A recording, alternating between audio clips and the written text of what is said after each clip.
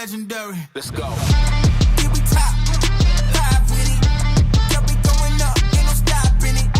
Cry good, ride with it. Yeah, we going up, ain't no stopping it. All I got is tunnel vision. All I got is tunnel vision. All I got is every time I pull up, you know I'ma shut it down.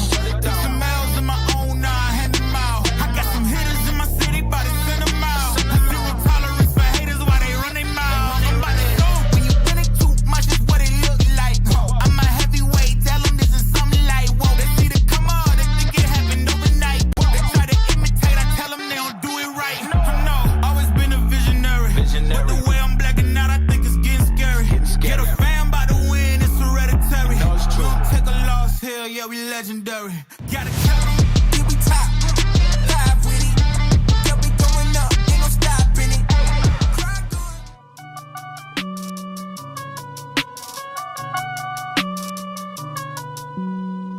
Hey, what you need, yeah? Man, I got it, wow. What you say, hey? We about it, get the cream, yeah. Why you slacking? Why you talking all the top, boy, you capping? What you need, hey? Yeah, I got it, with the team, yeah. We about it, wow. Get the cream, yeah. Why you slacking? Why you talking all the top, boy, you capping? Yeah, why you capping, no? Feel like a rubber band, I've been snapping, no. Yeah, I've been up here with my team, so you know this what I mean. We've been going up like NASA. Yo. What is going on, everybody? And welcome to the one, the only Nights at the Roundtable. Let me tell you guys something, man. We're here with family today. You are here with Team NYYU, baby. Squad goals. Let's go. Who we got in sir. here today? Who we got? Look at Francis over there. He just like posted up. Look at this guy. You know, I'm here. chilling. I'm here, baby, chilling. I'm Okay. happy. I'm with the fam. Got the band back together. You know what I'm saying? Just so everybody knows, he's here. Okay, he said it. He said he's here. Right below me, you guys already know him as, I don't know if that's, let me see. I can't tell. Is that Is it Percy me? or is that Kev? Who's that? Nah, it's Percy, me. Percy Kev. not here today. Percy. All right, cool. Percy on break. Percy on break today. Guys, hey, all those members in the chat, I need you to do me one thing real quick. Uh-oh. Throw the Kevs in there, throw the Francis in there. We don't got one of Johnny yet, but that's coming. We got It's coming, one. it's We got coming. one of course, my guy Dane. Right below Kev. Dane, what's good, my guy? Yeah, Scott Horwitz said he looking handsome. He is a handsome son of a bitch. He is. He is. I He is. appreciate that. Been waiting for this for 3 months, guys. Looking forward to it. He woke up Absolutely. to, I've been waiting for this moment for all my life this morning. That's what Dane woke up to. Johnny's Lasagna, what's going on, my guy? What is up? What is up? Glad to be on. One thing people don't know about Dane, though, is he is massive. He's huge. He's a huge guy. Huge. It's Big a guy. Huge, Big dude. Huge. What a Huge tank. guy, big guy, okay? Bigfoot guy, okay? All right, guys, we getting right into this already. Let me just go over some of the little rules that we do over A. All right? I don't know if Joey Bag of Donuts over A is in here, but over A, here's how we do things, guys. Super chats are going to be answered. You already know it. I am keeping my eye on the chat as much as I can. Beautiful, lovely, wonderful fiance will be home in probably about 20, 30 minutes. So she'll have the chat covered with all you guys. But super chats will be answered. We do have the voicemail line open, 804-592-6160. On top of that, with the scroll bar at the bottom there, the number is also in there. So if you need it, wait for that to scroll over. You'll see the number there. But we got multiple topics to cover. And you know what? Let's get right into it. The number one topic, I think this is a big one here. The New York Yankees' current record of where they stand in the American League East, where they stand in the American League. Here's my question. Chat, feel free to throw your answer in there too. From a 1 to a 10. 10 being most shocked. 1 being, I expected this. When Garrett Cole got hurt and Francis was on the floor in Tampa, and we all sitting around going, do they just throw all this money in the world at Snell? What do we do? The New York Yankees right now sit second place in the East, but half a game back. They are 12 games over 500. They are 27-15. If I can go around the room, 10 being most shocked, 1 again being I knew this was going to happen. Where are you on that scale, Francis? Well, I'm looking. I had to look at it on my phone just as you pulled it up. We are what? Still half a game there from Baltimore, 27-15. Correct? That is correct. Making sure my eyes don't deceive me. He's pulling it back up for those who are vision challenged, like your boy Francis is. Listen, I have to go with a 7. A 7. Okay. And I'll be short. The reason I'm a 7, Pete started at a great point. We're at spring training. We get the Garrett Cole news. I got to be honest. In that moment, I'm crushed. All right. Because Garrett Cole's done. Rodon, just to be honest with you, he wasn't looking too great yet. So I'm like, who's going to be the guy, right? No Cole. We don't know what we're going to get from Rodon. Stroman just got here. Nestor, we know what to expect from Nestor, which is pretty much what he's done, but we'll get into that later. And, then the 5th spot, I mean, Schmidt, Heel, like the rotation was such a toss-up. And I'm just like, I just don't see how they're going to do it. So I'm at a 7 because that rotation definitely stepped up and we're right in it. We're in the mix. Okay. Kev, what you think? I'm leaning towards like a 7 or 8. I mean, I was really saying in the beginning and then the earlier nights at the roundtable that like this rotation had a chance to be sneaky good or a disaster. True. I mean, we knew how Luis Hill looked out of spring training. We knew how Clark Schmidt having a second year was going to be probably better. And honestly, it was all on Rodon, and Rodon has showed up.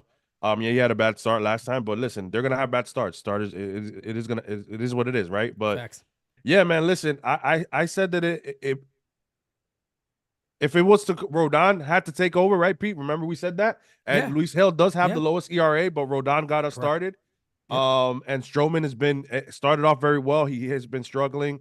And Nestor, for all the hate that he gets here, and I'm pretty sure he's gonna get thrown a little bit. I know Johnny's gonna back up Christian. Where's Christian at? Christian! Yeah, so listen, Nestor's bad away right now, but he's great at home. And listen, all I said is I needed Nestor to be good for 2 months, right? And he still has time to do that. So, but to the Yankees, to the whole team, I'm gonna say a 7 or 8. I really knew that the offense with Juan Soto and what he's been able to do was gonna carry the team. And then I had no issues with the bullpen, so I was leaning towards a 7 or 8. So I'm not that surprised, but I'm pleasantly surprised. Okay, a little pleasantly surprised, actually. We do got our first super chat of the day from Kyle Millay.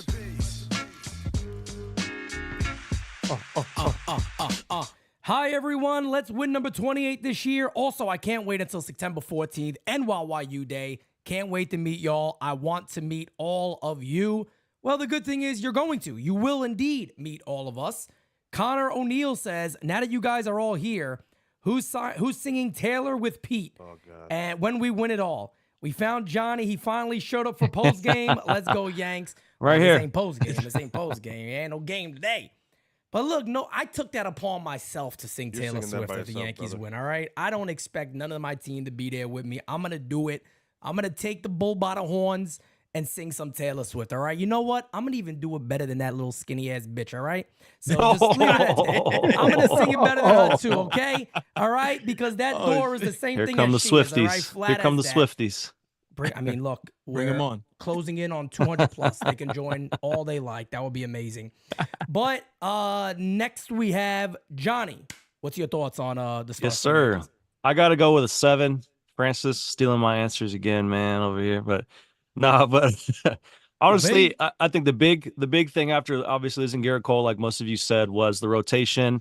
Can Nestor stay healthy? Can he be what he was in the past? How's Clark Schmidt going to do after logging a bunch of innings?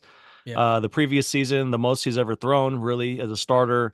How was Stroman going to be? How was Rodon going to be rebounding from a bad season plus injuries?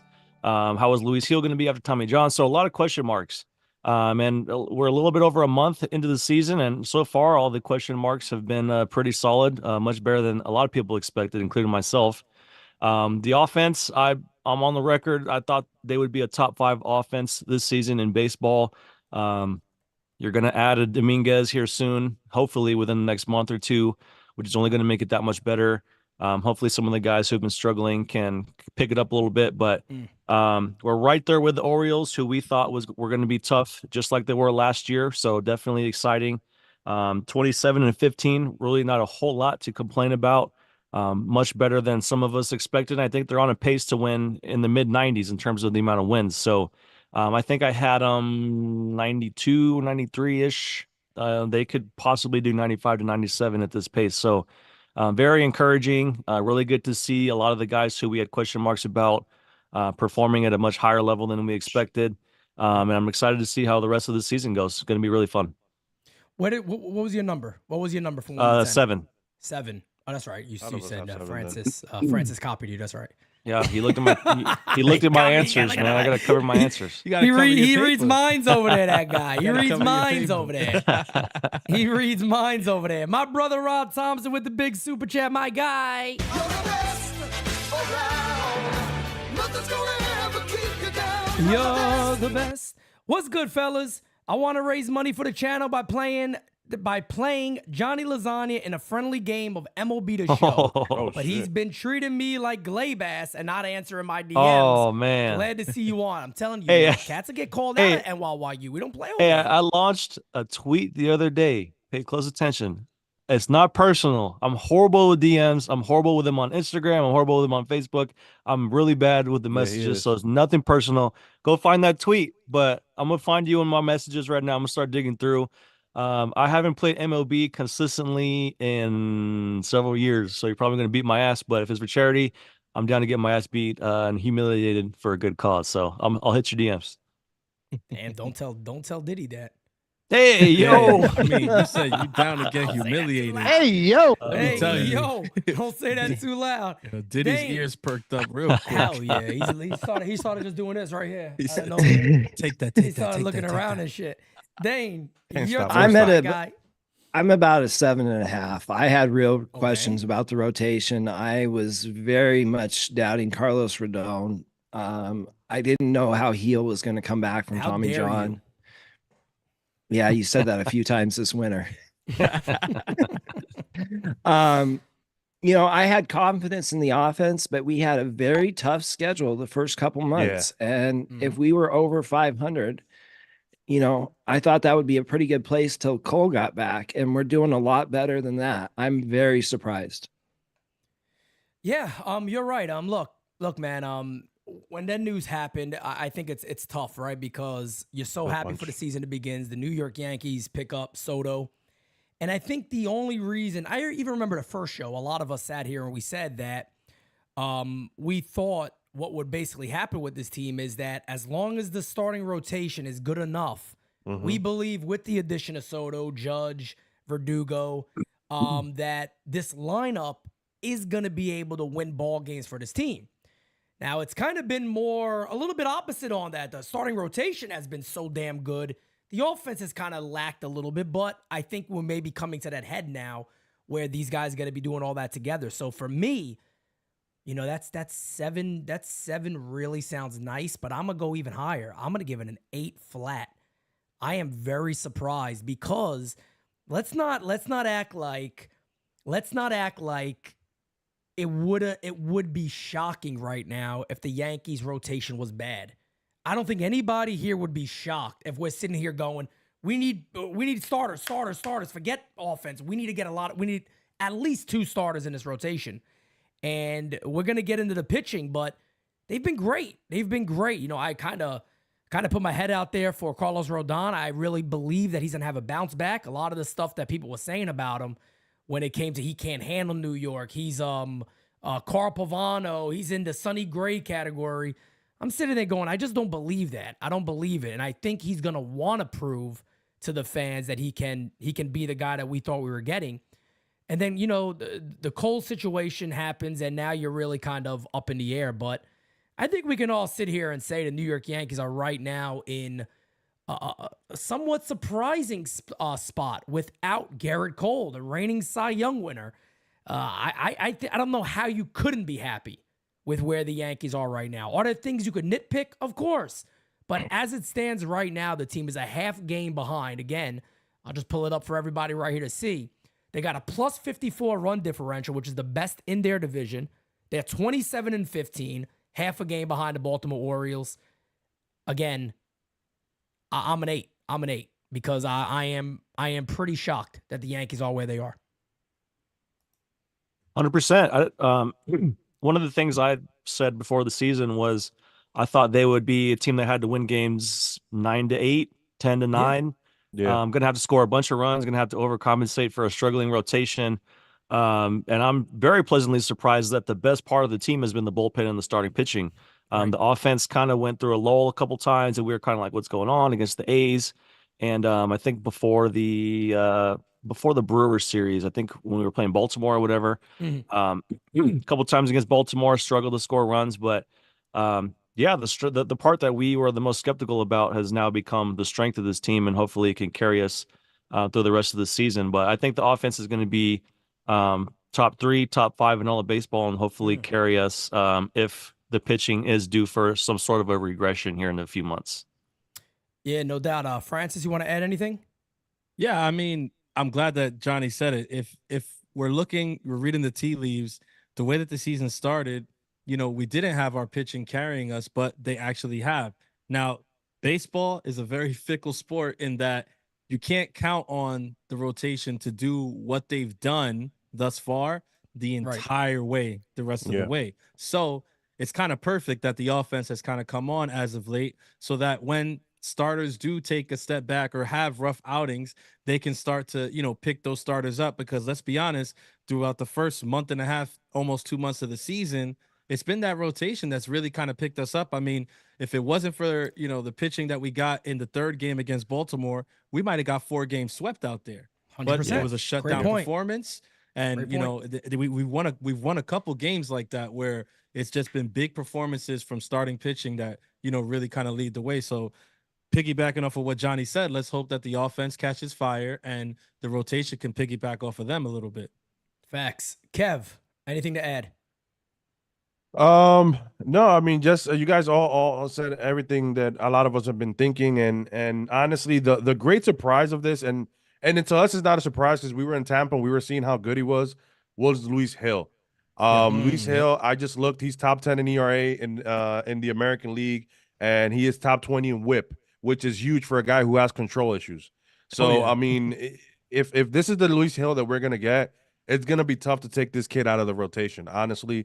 And it's been a pleasant surprise, and he's helped out tremendously this starting rotation, and then just have Nestor come back to his normal self a little bit in the beginning there. Yes, he's struggling now, I get it, and even Stroman, they're gonna have those starts, but Luis Hill has been so good and Rodon at times that we forget that if a starting pitcher gives you 4 earned runs in 5 or in 6 innings, that's a decent start. That's not a bad start, and also depends the team that you're playing too, right? So yeah, we just got used to Cole, used to seeing the shutouts, used to seeing the 1-run games, and we forget that sometimes some guys are going to give up runs, but with this offense, it evens out tremendously. With this offense, 4 runs should never be enough. Kev is right. No question. Dane, anything else to add? Yeah, if you would have told me that this is where we were without Jason Dominguez, Garrett Cole, and not getting much from Aaron Judge, I wouldn't have believed you. But this is where we're at. Luis Hill has been absolutely dominant. He's gone 6 of his 7 starts, less than 3 hits in all of them. He's just been incredible. And that changeup is one of the better pitches in baseball. It's become one of a true wipeout secondary pitch for him. And Dane, one of the things that I'll bring up right here, because we are about to enter the pitching part, I do want to get to a voicemail there too. One of the things me and you touched on a lot this offseason, right, was the return of Luis Hill. And yes, it was. What he's going to be. Now, I'll be honest, I didn't expect he was going to be in a rotation. I really did not. I didn't think the Yankees were going to go. I thought Warren was going to get it, and they were going to try to go more the safer route and try to let this kid just build up. But he was so dominating. I think everybody saw it and sat back and said, damn, the type of work this kid put in. He gained a lot of muscle. His just stuff is overall, it's dominating. He's a dominating what I love about starting it, pitcher. what I love about it is that he didn't leave them any choice this spring. He was so knows. dominant and he was overwhelming hitters so much that it was a no-brainer. Coming off of the TJ or not, I mean, the guy's stuff plays. It's incredible. If we're going to have Cole out for 2 or 3 or 4 months, might as well throw the kid in there, replace Garrett Cole's 98 with Luis Hill's 98 and see if we can kind of replicate some of that effect. And he's been as advertised or better. I think a lot better than a lot of people expected. So he's kind of carried in that success from spring into the season. 99 is hard to hit at any level, and he brings it. He pumps it in the strike zone. Sometimes he gets a little cute and chases strikeouts with the off speed or breaking stuff. But gotta love how he forced the issue.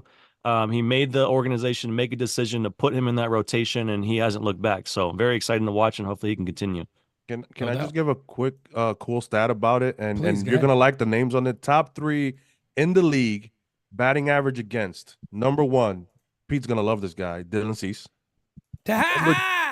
With a 128. 128 batting average son of a bitch. 128 batting average so against. far down below me.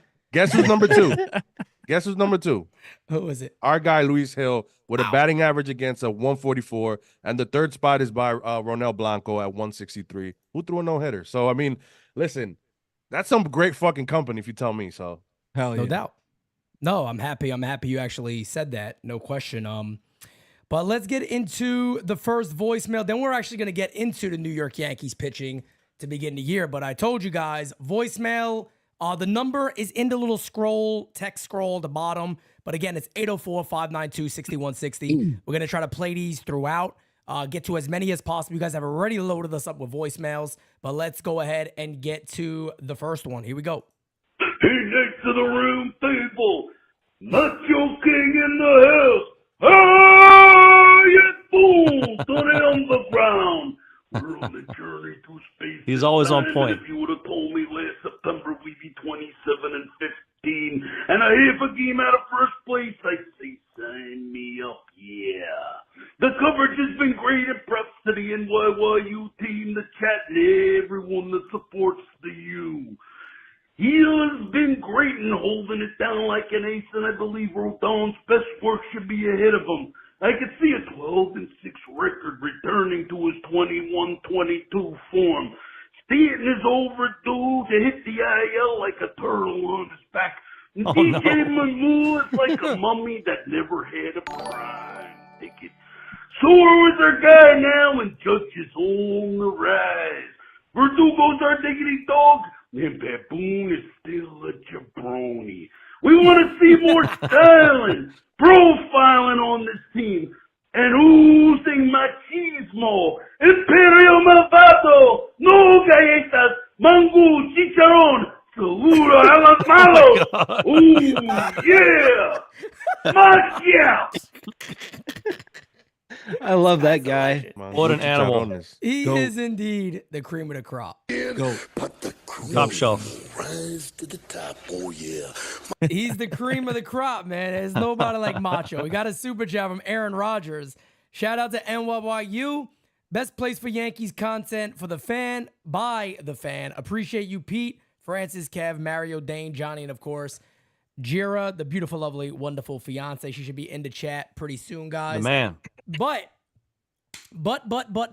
moving on to the New York Yankees pitching. Now, of course, like we said before, this has been, you look at the best things that the Yankees have had this year, it has been the rotation. I mean, I think it's hard to make that argument that this rotation right here, and I got the numbers for us. I'm going to go over it. This is sorted by innings pitched. So from top to bottom, innings pitch wise is from our starting pitching. I want to go over each guy and I want to get in the conversation. There's a lot of conversation to have here. It's going to be very interesting because Garrett Cole does look like he's on the way back. And that is a huge topic that everybody is talking about right now. Nestor Cortes is 1-4, 4.02 ERA, 53 innings pitched. Louis Hill, 4-1, 2.51 ERA, 43 innings pitched. Carlos Rodon, 3-2, 3.56 ERA, 43 innings pitched. Clark Schmidt, I call him Schmitty, is 4-1, 2.95 ERA, 42 innings pitched. Marcus Stroman, 2-2, 3.80 ERA, also 42 and 2/3 innings pitched. Now, guys, Question for each one of you. Who is the Cy Young of the first, 42 games or whatever it is of the season? Who is the Cy Young right now on this current staff for the New York Yankees? I'm going to start with Dane. Luis Seal, no question about it. Yeah. He's been the best pitcher. The stuff has been absolutely phenomenal. The biggest question with Louis Hill was always the changeup. And if he could make that a legit third pitch, when we saw him before he got hurt, that was always his struggle, was having a consistent changeup. And that has become a true plus pitch for him right now. Louis Hill looks like a dominant front of the rotation starter we could have for a long time. Great point. Let me ask the roundtable this. Does anybody have a different answer? Does anybody have a different answer to this question? You can't. It's Johnny? Hill. You can't. I wouldn't say Cy Young, but Okay. I gotta take a shameless victory lap about my guy Luke Weaver. Can we talk about this man a little bit? 2.42 ERA, 26 innings pitched, 27 Ks, and a 0.62 WHIP. Yeah. I'll say that again in case you thought I stuttered. 0.62 WHIP. The man does not allow base runners. This guy is the firefighter that comes in and puts out the fires. He pitches in setup. He pitches in middle relief. His velo is up to 97 at times. His changeup is absolutely disgusting. He's got the stuff to be one of the best pitchers in this bullpen, one of the best pitchers on the whole team, and he's proved to be that so far. So I wouldn't give him the edge as the Cy Young because he doesn't have the innings that some of the other guys have. But if you talk about a versatile arm, if you talk about a guy with plus stuff, he got rid of the leg kick. He's doing the slide step a little bit. He's hitting the spots. He's not allowing base runners. He's got a 3-0 record in 15 games. Gotta tip your cap to Luke Weaver. The guy's been absolutely electric. But in terms of the rotation, I would go Hill again, just like everyone else probably thinks. The stuff has been electric. I think he's top 5 in the league in terms of batting average against fastballs. He's got one of the best heaters in the league. So as long as he can keep pounding the strike zone and working out one of those jams when he gets a little wild, I think he'll continue to be this dominant because the stuff plays at this level, obviously, and hopefully he can carry it on to the rest of the season, unless they put an innings limit on. But the team has come out not recently. I think it was before the season and said he didn't have an innings limit. So if he can maintain something around this sort of success level throughout the rest of the year, I think he'd be one of the best pitchers in the whole American League. I don't want to spoil it for anybody. He has an innings limit. Maybe. We'll see. I don't know. Has an innings limit. If he goes 150, Some limit. If he goes 150, I'll sole my shorts. I would be on the air stunned live if he goes 150. Dane, I know you want to chime in on that because you obviously pay very close attention on how many innings they typically move up for young starters. What is your thoughts on that? He's never pitched more than 96 innings in a season. Coming back from injury, they may give him 120. You read my mind. I was going to say 120. 120, by the way. I thought it was. I would say awesome. 130. I was going to say 130. So 120 is. If they 120 or 130 would be amazing. By the way, what Matt Blake came out and said, I was reading the article. He said that there's no longer just an innings limit, an arbitrary innings number that they put on these guys. They have different. I guess this is where analytics kind of changes the game in a different aspect. He said there are different analytical ways, different body, whatever. Different ways to measure if a guy is fatiguing, if he's coming towards the end of that rope that he has in terms of his workload. So if they're monitoring him closely and he's continuing to go out there and take the ball every 5 days and shove like this, if he's approaching 100 innings and he feels fine, I mean, let him go as long as he wants, as long as he can. I mean, if they have some way to figure out that he's good and healthy and doesn't need to be restricted, we don't want to see the Jabba rules all over again. We want to see him out there, let it fly, bring that heater, go out there and compete every 5 days. If he gets 150 innings and he feels great, so be it. Let him do it. Did I maybe miss this? But I swore that Boone did an interview and he basically said a number. I thought they said no innings limit. For Heel, no, I don't. I thought he did. I thought he did missed something it. with Talking Yanks when he said it, and he just came out and gave And an then actual a week number. after, he said Matt Blake said there wasn't an innings limit. That's what I'm saying. They It was a contradicted each contradiction. other. I remember. Yeah. Correct. Yes. Yeah. Which the Yankees Typical. often do all the time. Yankees. Maybe they Yankee mentioned. He's the thing. communication expert manager. He's here to communicate. So That's why he's the greatest manager in the world. You Greatest can't say manager nothing that wrong ever about Boone. great okay? communicator. They're all on We the same got- page. We got a couple of super chats here. Our guy Rich Squire says, guys, you have to give pitching flowers the cardiac clay. What do you think? We're going to get to him. We'll get there. Aaron Rodgers says, a way you can limit Hill's innings, open him for 2 innings and have Weaver follow him up. I think it's going to be interesting because we're going to talk about the outlook of the club, so I don't want to get too far, but I think he's a very, very interesting guy in Louis Hill. But I do want to talk about Carlos Rodon because let's stay under rotation here for a minute and talk about how good these guys have been. Would anybody disagree that Carlos Rodon is the biggest surprise? He's definitely been a surprise. That's for damn sure. And when I say surprise, I don't mean that maybe we didn't believe it. I'm talking about surprise per the fan base. Oh, for sure. Oh, 100%. A lot of people give up on him for sure. A lot of people give up on him already. Yeah, they gave up way too quick. Halfway Kev, through you last agree with season. that? Yeah, I agree with. I mean, 100%. I mean, I think it's him. I think it's him and Nestor because a lot of people shitted on Nestor a lot too. So, including in this panel, Johnny. But hey, so I think, check the road numbers. Hit a fucking corner. I know you tweeted the road numbers. I know, but no, hit a corner. I'm begging. Stop throwing cockshot 92 mile an hour fastballs. You know what Johnny wants? Johnny wants a little Bob Ross action, baby. Happy painting. God bless. Just throw it anywhere other than the middle of the plate. You can't. We'll get to Nestor now, but Rodon, honestly, I think what people and I said this time in and time out, and we're seeing it with Montgomery, we're seeing it with Blake Snell, we're seeing it. Right. Spring training matters way too much for starting pitching. 1000%. And this guy did not have a spring training last year. He came in a bit overweight, and it showed. There was times that he had 97. And then the next start, he had 93, 94. I've never seen something like that. I think this year, maybe one start or two, he's been 94. But besides that, he's always been where he's at. So having a full spring training, and this is why the Yankees are saying that Cole's going to get his 5 starts because that's what normally he gets in spring training. So it just makes sense that these guys have to be ready. They have to have their routine. And you can't just show up and pitch in 2 weeks in the major leagues. It doesn't work that way. The buildup for starting pitchers in spring is everything. It's a really long season. If you're going to throw 150 plus innings, you've got to get your body prepared, and you need that 6 to 8 weeks. That's why pitchers and catchers report early.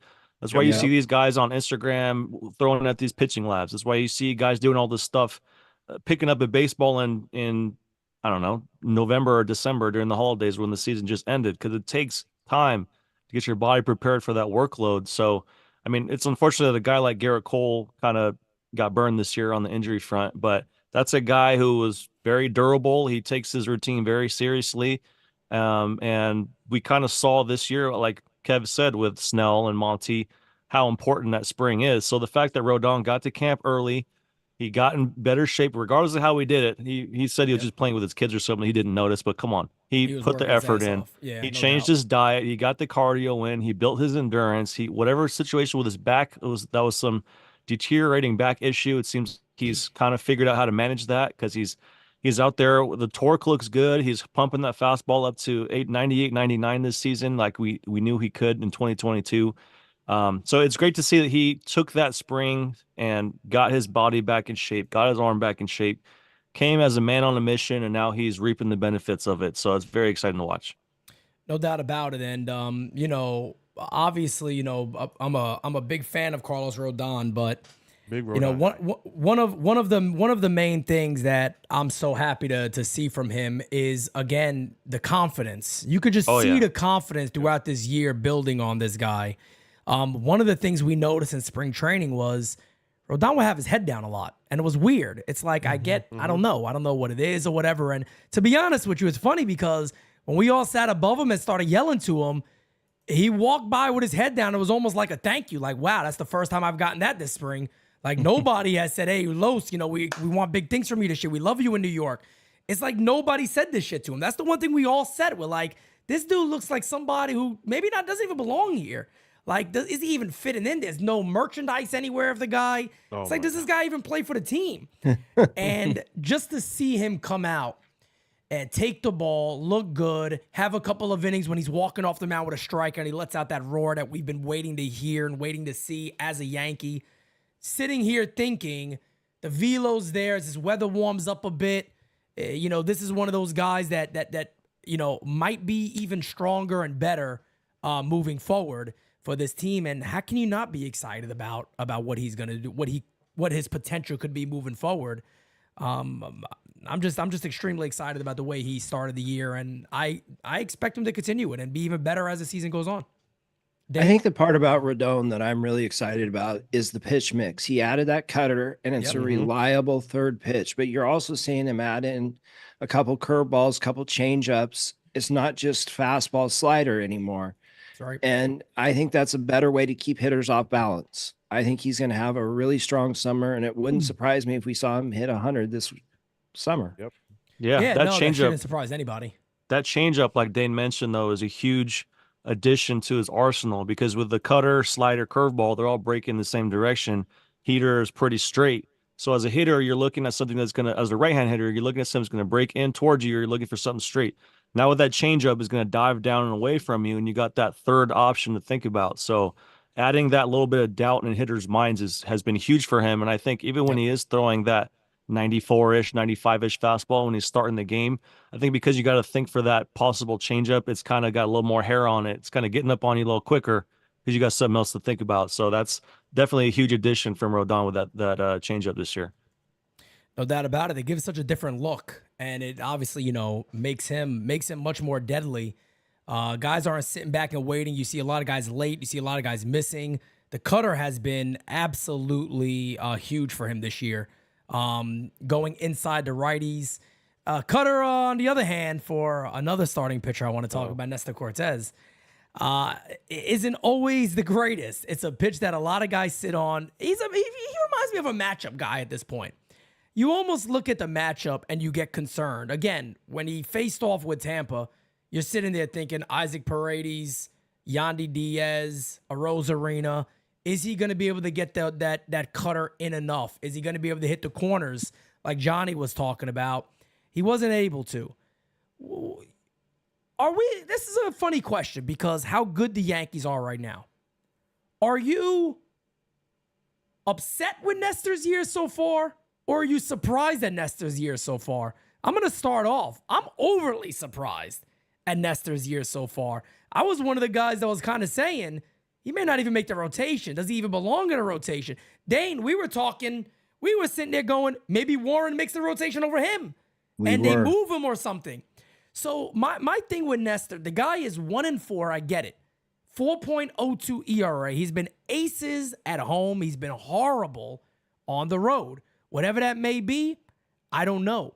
But for me, the way I see it is he is leading the staff in innings pitched.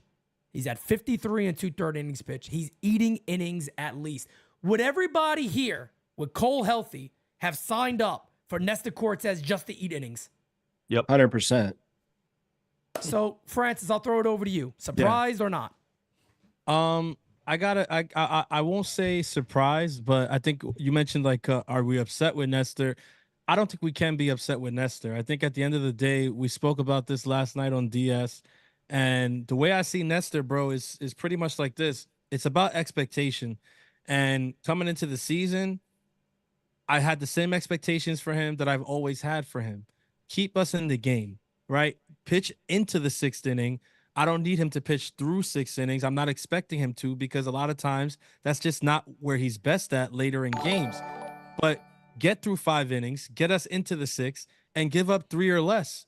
If you give up 4, with this offense, we said it already, I'll say it again. With this offense, that should not be enough to beat us. I know that, the splits, again, we spoke about the splits on the road, home, don't look too great on the road. But keep in mind, he's had some rough road starts, it's like rough road opponents. Tampa Bay is an opponent that's very familiar with Nestor Cortes at this point. Yep. Okay? Not just from his time with us, even his time with Baltimore. Tampa Bay is very familiar with Nestor Cortes, and they feature hitters who are kind of his kryptonite. So that's a matchup nightmare for him. Every time he's slotted to go against them, I'm going to be honest with you, my confidence level is not going to be all that high, because my expectation is more or less what happened this past Saturday. But that's why I'm not upset with Nestor, because that's what I expect. What upset me is just what upset me early on in the season with Nestor is not so much his fault. It's more that because of the situation with Garrett Cole, we had to slot him in the A slot. And a lot of times he's going against the team's best pitcher. So when he gives up those 3 or those 2 or those 4, like it seems like a lot more. It feels like a lot worse because we're going up against the other team's best pitcher. But that's not his fault. That's not anyone's fault. I mean, injuries happen, and he was the guy who could fit in based on, where they were in preparation in spring training. So at this point, no, I'm not upset with Nestor at all because my expectations for Nestor have been what he's done thus far this season, which is, keep us in games. The win-loss record, it sucks. You look at it, you say, oh, 1-4, but bro, one of those games was was a pretty decent start where he got no run support. There's another game that I was at against Oakland where he gave up 2 home runs. He had 1 bad inning, but he ended up pitching, I think, into the 7th inning of that game. We couldn't score. So those losses also don't tell the whole story. No doubt about it, Johnny. I know you want to talk. I know you want to talk about Nestor. Go right ahead. I mean, that's my Cuban brother. All right. I met him in Miami after a Marlins game. I've stood next to the guy and taken a picture with him. I don't hate him as a person. I don't hate him as a man. I don't even really hate him as a player, but I mean, obviously the road number is not great, but I mean, he struggles sometimes to pitch inside to right-handers. If you're going to, the rule of thumb since from high school up, when you pitch inside, if you're going to miss in, miss way in. Don't miss middle. You miss the batter side. You don't miss the middle of the plate. And when he tries to pound dudes inside, he misses middle and it gets smoked at 92 miles an hour. So if he's going to be throwing 92 and he's going to be throwing little cutters and being a little, he has to be tricky because his stuff, he doesn't have the overpowering Luis Hill fastball. He doesn't have the Carlos Rodon slider. So he's got to do the little funky arm angles. He's got to kick his leg around 100 times before he throws the ball. He's got to live down and he's got to live on the corners. He misses middle too much. And if you look at that Rays game, too many meatballs down the middle of the plate that got absolutely smoked. So he's not my favorite pitcher on the staff right now. I don't think he has the best stuff, but you don't need the best stuff. You just need to hit corners if you're going to have lower end stuff, which he doesn't do enough of. But honestly, I'll take the low 4 ERA. I think I was on the record before the season saying if he can be in the low to mid 4s as a 4 or 5 starter, I would take it all day long. His whip is right around 1, so he's not allowing a ton of base runners. He's got almost a strikeout per inning, which is nice. So there are some positives to take care. I don't care about the record because, I mean, any given day, the offense could not show up and the other team gets one more run than you. That's an L on your record. So don't really care about 1-4, but he's been an innings eater, like Pete said, which is what we needed before the season, especially with Cole out. You're missing a 200-inning guy. So Nestor coming off of an injury, it's nice to see that he's 53 innings in, leading the staff in innings pitched. And so far, he's recovering well after starts. The shoulder feels good. The arm feels good. So if he can continue to take the ball every 5th day, live in the low to mid 4s with the ERA, go out there and compete and give the team a chance to win every 5 days, cool. I'm cool with it. But if he can hit some corners and stop in middle so much, you can eliminate some of those homers that he gives up middle, late part of the game that could change the difference. It could be the difference against a good team between you winning and losing. So I would love to see some corners hit. If he can do that, he might be even better and be in the mid to high 3s with his ERA. So encouraging start so far from him, but I'd love to see him stop missing middle so often. As Bob Ross said, anytime you make a mistake, before you get upset with it, look at it. That's it. He just has to look at it a little more. That's all he has to do. Nestor just has to look at it a little more. We got a couple of super chats to get to. Guys, hit that like button for us, baby. Come on, we got over 260 in here. Hit the like. Tommy likey. Tommy want wingy. Show a little love to NYYST. They're not represented tonight. Okay. Sam Lewis says $50 super chat versus a free NYYU membership. I say Rortvet out-hits Wells this season. Bet. It was a mistake letting Rortvet go. Yeah. All right, here's what I'll say to this. I'll say to this. One is not fair because I don't know how much Wells is actually going to play, but you want to do that bet with Trevino? I mean, the way Trevino's looking right now, I don't know. I don't know how much. I don't know what is Ben. I think Ben's the primary catcher over there. Yes. Yeah. Yes, he is. I mean, yeah, so it's kind of hard because these guys they're not platooning the way we are either. That's what I'm saying. So it's not 50-50. It's kind of a hard thing to agree to on a bet in Ben- that regard. But I'll Ben tell you didn't hit this: here. I'll take Trevino or Wells over Ben tomorrow. Me too. I don't Agreed. know if anybody disagrees. No, I I agree. take either It was one of the them right over him move. tomorrow. That was the right We move. we have not seen the best of Austin Wells. That kid, Hell nowhere no, near not even close. Nowhere near it. Nowhere he's near a it. elite hitter, and his defense doesn't get enough credit. He's a great framer, great blocker. And Oh, by the way, Dan, I'm happy you brought framing up. He is actually one of the best in the league, by the way. Yep. Yeah. the So if numbers people support didn't it. know that, he's actually one of the best framers in the league. So big plus. Dan, you want to finish what you were saying? I just would take Wells. I think that he's going to be a very good player. He's a slow adjuster to levels, and he's not used to sitting as much as he is. He's got ADD real bad, so sitting is not good for him. The more that he can get playing, the better you're going to see the bat play and more consistent. I think Austin Wells is going to be a staple of this team for a long time. I could not disagree. And we're gonna get to the outlook at the end. That's gonna be a position I'm sure we're gonna talk about. But our guy Bernard with the super chat, my guy Bernard. Bernard, that's that man right there. He said, I'm with lasagna on Nestor. Can't trust him on any given day. We have better to start. Worrying on Stroman as well. We're gonna talk about next. Hard hit if he's not spot on. We have good young arms. Try them. So let's talk about Marcus Stroman real quick. No, Marcus Stroman. Go ahead. Before we go to Stroman, you want to? I know you. Okay, that's right. no. I But I'm just forgot. gonna even one thing out. No. All right. He's back. Nestor He's back Cortes- on camera. He's back. Nestor Cortes has a 1.69 ERA at home. I Okay. repeat, Nestor Cortes has a 1.69 ERA. So at should he home. only make home starts? He's been I'm just saying he's not as bad as the numbers reflect. And honestly, anybody would have taken a 4-run earned run average from Nestor this year. Let's be honest. 100%. Can I piggyback off of Kevin? I can't believe I'm out here defending Nestor this hard, but I gotta say, the point that I was making about his road starts and the teams he's had to face, I pulled it up just so people know I'm not just talking shit here. Yeah. On the road, Nestor has faced Houston, best batting average in the league so far. Arizona, World Series team last year. Cleveland, having a great season offensively. Baltimore, we already know what they're about. And Tampa Bay, who has his number.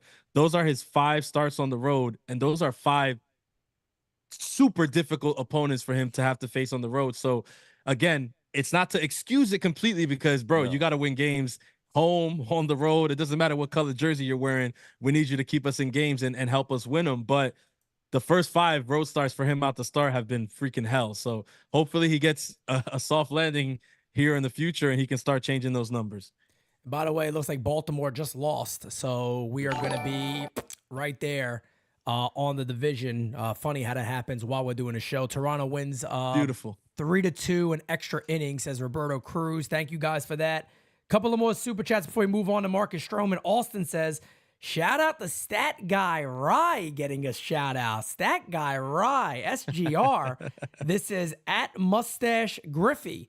Mustache Griffey, our guy. Appreciate you, my guy. Connor O'Neill says, Soto loves the Yankees every time in the outfield, looks at the fans, tips his cap, claps, hid glove, even at the Trop. He was showing us love. Does Dom's clock start tomorrow? Francis, Team NYYU, dugout mugs on the way. Okay. Oh, wow. Wow. Slim Lewis says, Rortvet is platooning for Tampa Bay. Slim, I'll just say this. Again, I don't know. I don't know if you're a Rays fan. I don't know if you're Buy a his Yankees City fan. I got Connect no jersey. idea. But I'm just saying, bro, like Rortvet's not a Yankee. One, he's not going to be a Yankee, and I'm comfortable with what our guys have done, which is actually pretty solid-ass production when you put them together for catchers with what Trevino has done recently and what Wells has done over the last week or so. He's been much, much better. But getting on to... We're like 40 games into the season, right? Almost 40? Yeah. Okay, he's played almost 30 games. That's not a platoon. That's 75% of the games. That's 75%. That's 75% exactly. of the games. That's not a platoon. When Austin Wells reaches his potential, we're going to be looking back at this conversation and laughing, dude. Like, no, Austin Wells, Yeah. his production at one point when he reaches his peak, he's going to shit down Ben Rortvet's throat 100%. in terms of production. So just 100%. note this. put in your back pocket. We'll revisit this at the end of the year or maybe in a year or two and talk about Ben Rortvedt again. No doubt about it. It's in my opinion, and we're not shitting on him. Not at all. No, nobody. He's been better. Yeah, he's been better as a Ray than he was a Yankee. So right, he's been good. He's been good for them. I'm happy his career is at a. Well, look, the same thing we say about guys like Peraza, Estevan Flores. Yeah, let him go somewhere where they might play a little bit. Same thing with Ben. No worries. He went to a team that's playing him. He's performing well. Good for him. Yeah. Chris Perez says, "What's up, guys? How do you think Dominguez situation will work?" We're gonna get to all that, guys. I promise. We are gonna get to all of that. So much work being done. RB, our guy RB, what's good, RB? RB in the chat. What's going on, my guy? But let's hit the like button, everybody, including you, RB. Hit the damn like button. All right? Yeah. Let's you first, RB. Let's talk about Marcus Stroman. Marcus Stroman, when he signed with the Yankees, a lot of people, a large proportion of the fan base going, holy shit, Marcus Stroman. How the hell did they sign Marcus Stroman after everything he said and this and that? Come to find out, this dude he kind of put his balls on the table and go, look, man, I want to prove it. I want to prove it to you guys. I'll take less money. I'll take 18 mil a pop. Let's get it done. I want to be in New York. This is where I want to play. He's came in here and done it. Marcus Stroman, to begin the season, he's had a couple of rough outings in a row, but let's think about this real quick. If you guys remember, the first month of the season ended, and we entered May. Him and Carlos Rodon both had under 3 ERAs. And then they both had a couple of rough outings since then. But Marcus Stroman is 2-2 with a 3.80 ERA. Here's my thoughts on Stroman. You're gonna get tough outings from Marcus Stroman. It's gonna happen. But you're also knowing in the back of your mind, if it's a big game, I am not concerned in how Marcus Stroman is going to handle that game. Facts. Am I concerned that Marcus Stroman may not have his best stuff? Potentially. But am I concerned about Marcus Stroman taking the ball in New York? No, not one bit. And let me tell everybody this. From what we've been through over the last couple of years, is that not value? Is that not value knowing that you've signed somebody who can indeed pitch at the biggest level with this club? I'm already talking postseason and all that. Stroman is not going to be a concern in the regards of can he handle that pressure? Do you want to say maybe he's been the fourth best starter on the team, third best, wherever you want to put him? I value, it's a month and a couple of weeks into the year. I value knowing this guy does not fold under the bright lights and he's not going to do that. Count me as a fan of Marcus Stroman. I'll go to Francis because I know you're going to take a minute on this one because you love this guy. Listen. And he shouted us out, okay? Exactly. I'm gonna start with first of all, Stro shouted out to you. All right. And Doogie followed us on Instagram today. Okay. Let's go. That's what I'm talking about. That's what I'm talking about. So check this. Look, first of all, Stro knows what's up. That's one. All right. He knows what's up. He knows that the U is where it's at. Shouted us out over the weekend. That's my guy. All right. I'm riding for Stro. And here's why. Again, the same way I made the comment about expectation with Nestor, it's the same thing with Stroman for me. My expectation for Stroman is that he is going to keep us in games. Yes, it's nice that Stroman gets out there and has a dominant outing and strikes out, a lot of guys and stuff. Those outings are nice. I enjoy them more than anybody. But I'm not expecting that from him. What I'm expecting from Stroman is quality starts. And quality starts are known as 6 innings, 3 earned runs or less. That's what Stroman was brought here to do. Okay? And when we're talking about big games and pressure and things like that, this is a guy who literally went and sat in front of Brian Cashman, a meeting he asked for and practically asked for the pressure. He said, I know what I'm walking into in the Bronx. I know what's going to happen the moment I put on those pinstripes. I know what people are going to say when you announce this deal between me and this team. I'm willing to take that on because this is where I want to be. And I got to tell you, when it comes to me as a Yankee fan, I want guys who want to be here. Hell yeah. I want guys who want to go to war here. Those are the players that I want. Okay. Those are the guys that like I'll go to battle for. So far this year, Stroman's numbers, it's a little bit not pretty, right? When I know that there's fans who say, oh, but look at there was that Marlins game. He didn't look good. The last start against Houston, he didn't look good. Here's what I'll say. The game that sticks out to me where I would say upset or was not really happy with the performance at all would be the Marlins game. Why? Because we won the first 2 games of that series. Stroman was going the 3rd game of that series. I was like, this is a sweep. Stroman's going to solve this lineup. No problem. This team doesn't hit. And what happened? He came out. He didn't have command. He was, walking guys, putting guys on. Berger hits a big home run, and that was it. But the same story with that game and all his other bad starts is similar to Nestor. 4 runs. Count them. 4 runs. And what did we say already 2-3 times in this Nights at the Round Table? That 4 runs should never be enough to beat this Yankees team. If the worst Marcus Stroman that I'm going to get is 6 innings and 4 runs, sign me the fuck up every time. This is $18 million too. This is not fantasy land. I know that there's guys out there say, oh, but 4 runs, you can't be giving up 4. Guys, in a fantasy world, we'd have 5 Garrett Coles and they'd be healthy all the time. And they'd all throw 98, down to Johnson. You know what I'm saying? Johnson. But this is not a fantasy world. The Heat just caught me. Hey! Strike him the fuck out. I'm sorry, I break out of nowhere with this. I gotta keep it up. You got some Spanish? I got it too. Hold on. Come on, fam. We're gonna have a soundboard off. But guys, we don't live in a fantasy world. And I'll tell you this: teams are not, believe it or not, they're not just made on the stars. It's more about those role players, those accessories in a sense, right?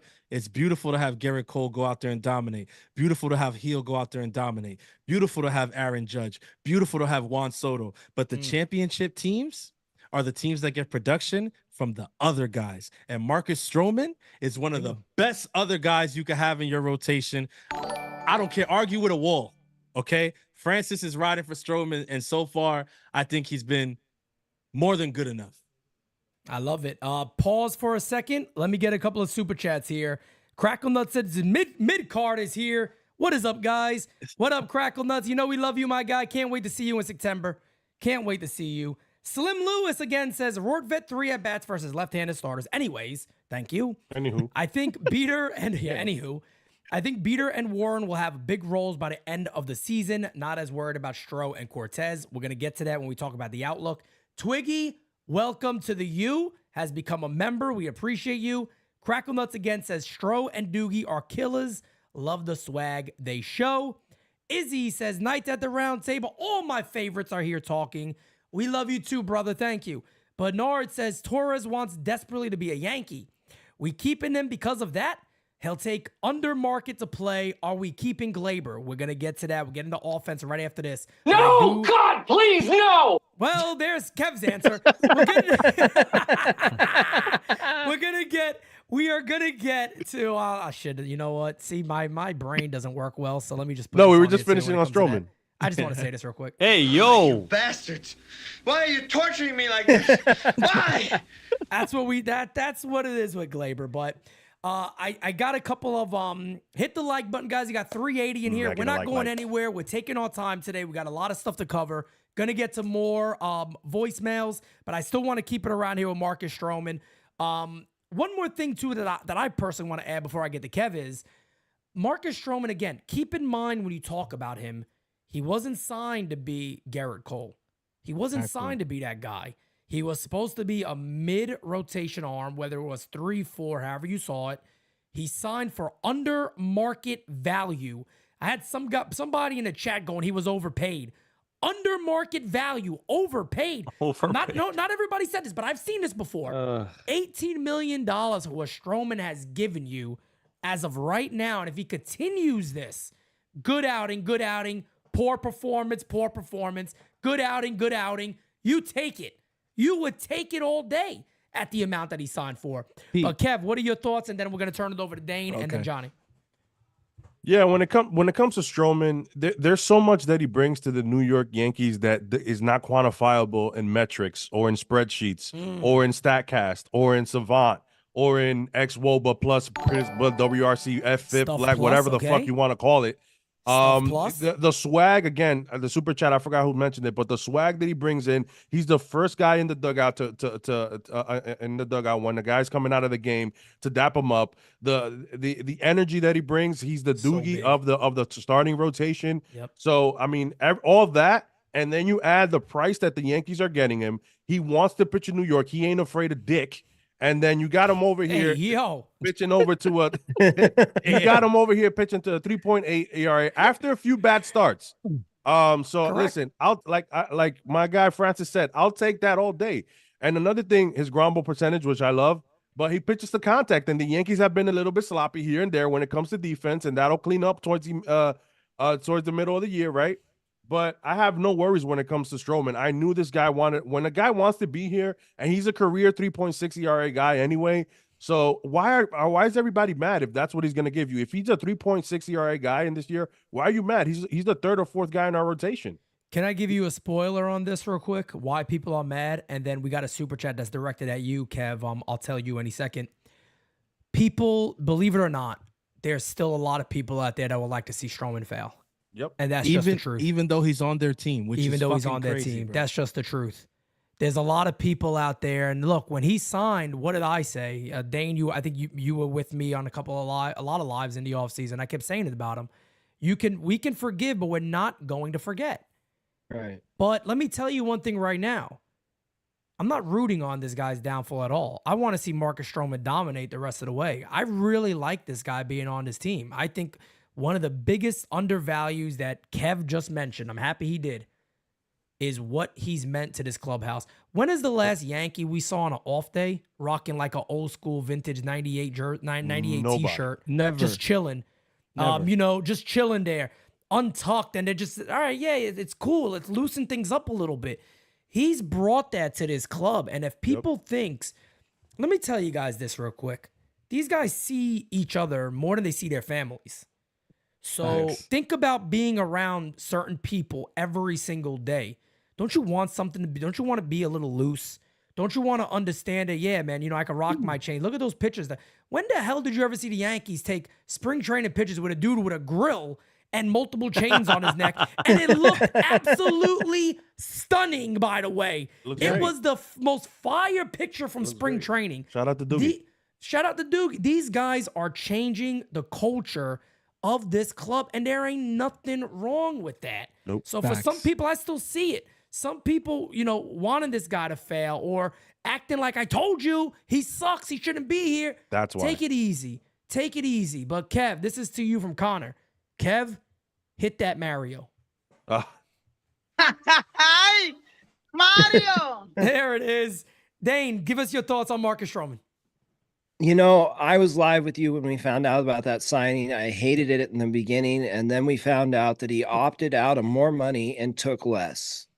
Yeah, that's right. And he wants to be here. Ever since he showed up at that very first practice in a full pinstripes uniform. I mean, you don't see guys do that in spring training. This guy wants to be a Yankee. He wants to succeed as a Yankee, and he's doing exactly what we need him to do, is be that 3-4 starter and give us length and innings. I've been thrilled with Stroman. No doubt about it. Johnny, I'll throw it over to you. We're going to get into some voicemails, and then I'm going to have us play a fun little tough question here maybe with the starting rotation where we get to rank them 1 through 5 of who's been the best to the worst. Want to see what everybody thinks on that. But Johnny, Stroman. I'm on the record as being a big Stroman guy. He won me over in 2017 in the WBC when he faced Puerto Rico in the championship, and he took the ball from Team USA and he shoved it down their throats. Ayo, but the guy, like you said, is not afraid of the spotlight. He accepts the challenge, and Sorry, Francis. I just heard it silently. Too many ditties on the show today, man. Way too much ditty. Okay. They're gonna flag us. Hey, Diddy or Diddy? Okay. They're gonna flag us for all the ditty mentions today. But if you talk about a guy that accepts the challenge, for someone who's been coming at the fan base on Twitter as hard as he has the last several years, and to accept less money to sign there and pitch in that building, knowing that if he struggled, they were going to boo the shit out of him. That's a dude that has fucking balls of steel. Yep. That's a guy that accepts the challenge. He's not afraid of the moment. So a lot of people, he's had a couple of rough starts recently, and everyone's outing him and thinks he sucks, blah, blah, blah. 5 of his 8 starts have been 3 runs or less. 5 out of 8. Last year, his ERA was a 3.9. Right now, he has a 3.8. He's been better than last season. If you don't watch the game and you don't understand who he is as a pitcher, you're going to expect him to be something that he's not. Look at his numbers. He's right about where he should be. He's a 3.4 at best. He's a guy that spins the ball a lot. It's cold right now, early in the season. Sometimes when you rely on spin and you rely on the off-speed stuff and you rely on staying down in the zone, Nestor, you should take some notes. Sometimes when those things happen early in the season, the ball will slip out of your hands. The ball feels like you're throwing a cue ball. So I think as the weather gets warmer, as he gets a little bit more tackiness, a little bit more grip on the ball, he's going to get that feel for his spin, his breaking ball, his little slider cutter, change up, splitter thing that he throws, all that stuff. He's not an overpowering guy. He's got to live down. He's got to mix things up. He's got to sequence. He's got to pitch shape. He's got to do all those things. And when you rely on all those things to be right when you start, there's going to be times, like I've mentioned previously in the season on Twitter, when he's going to give up 4, 5, 6, sometimes even 7 runs. Sometimes you don't have a feel for your pitches. Sometimes you're a little off. Sometimes you're missing middle. Nestor, don't do that anymore.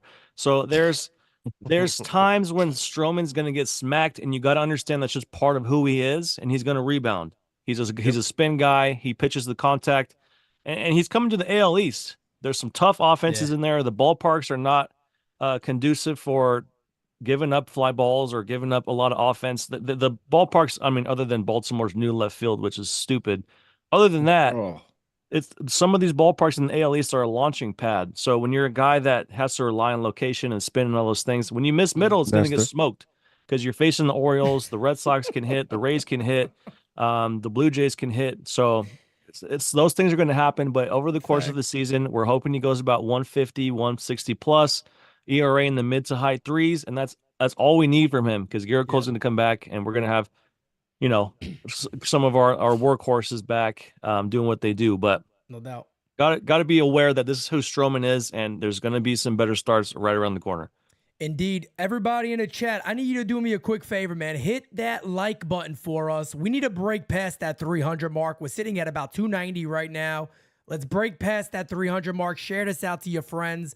Let them know we still going strong, guys. We still got multiple topics to go over, and we still got voicemails, which we're gonna get into right now. Then we're gonna rank 1 through 5, who's been best to the worst. Then we're gonna get into the bullpen. Then it's gonna be the offense. Then it's gonna be the outlook, which you guys do not want to miss because that's gonna be a very fun topic to talk about. But let's get into the next voicemail. What's good, PD and the guys? Okay, the boys. Over here. Over It's your boy Kev Boogie calling in.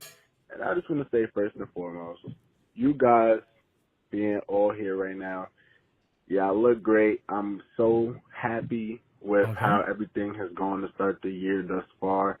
It's amazing to see all of you guys sitting right here right now.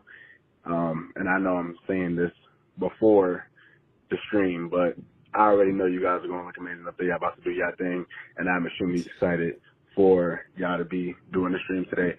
But if you told me at the beginning of the season that the Yankees would be 27-15 to start off the season, I would have thought you were fucking lying. I would have thought you was joking. I would have laughed. I would have said you're fucking crazy. This team hasn't even gotten their best contributions from the best players yet, and we're doing extremely well. We're doing extremely well. The pitching has been amazing. The bullpen, aside from, just a couple hiccups, has still been good. Everybody's really been holding up, and I'm just happy with where they're at. And even though we aren't liking the production that we're getting from certain players, we do got to realize it's still early, but we just have really high expectations for this team, and we need to continue to keep it that way because I think that things are only going to get better from here. We're getting closer to June. We're taking a couple road trips soon and stuff. Like, we're going to need some guys to come back, and I think that we're going to be good this year. We're going to be good. Kev, I go appreciate Yankees. that, man. No, man, very, very good voicemail. Kev is that man. Great to meet him. He is, man. He summed that Boogie. whole thing up right there. And I know we're gonna see you in September, Kev. I ain't even worried about it, brother. I know we're gonna see you over there. Yes, sir. No doubt about it.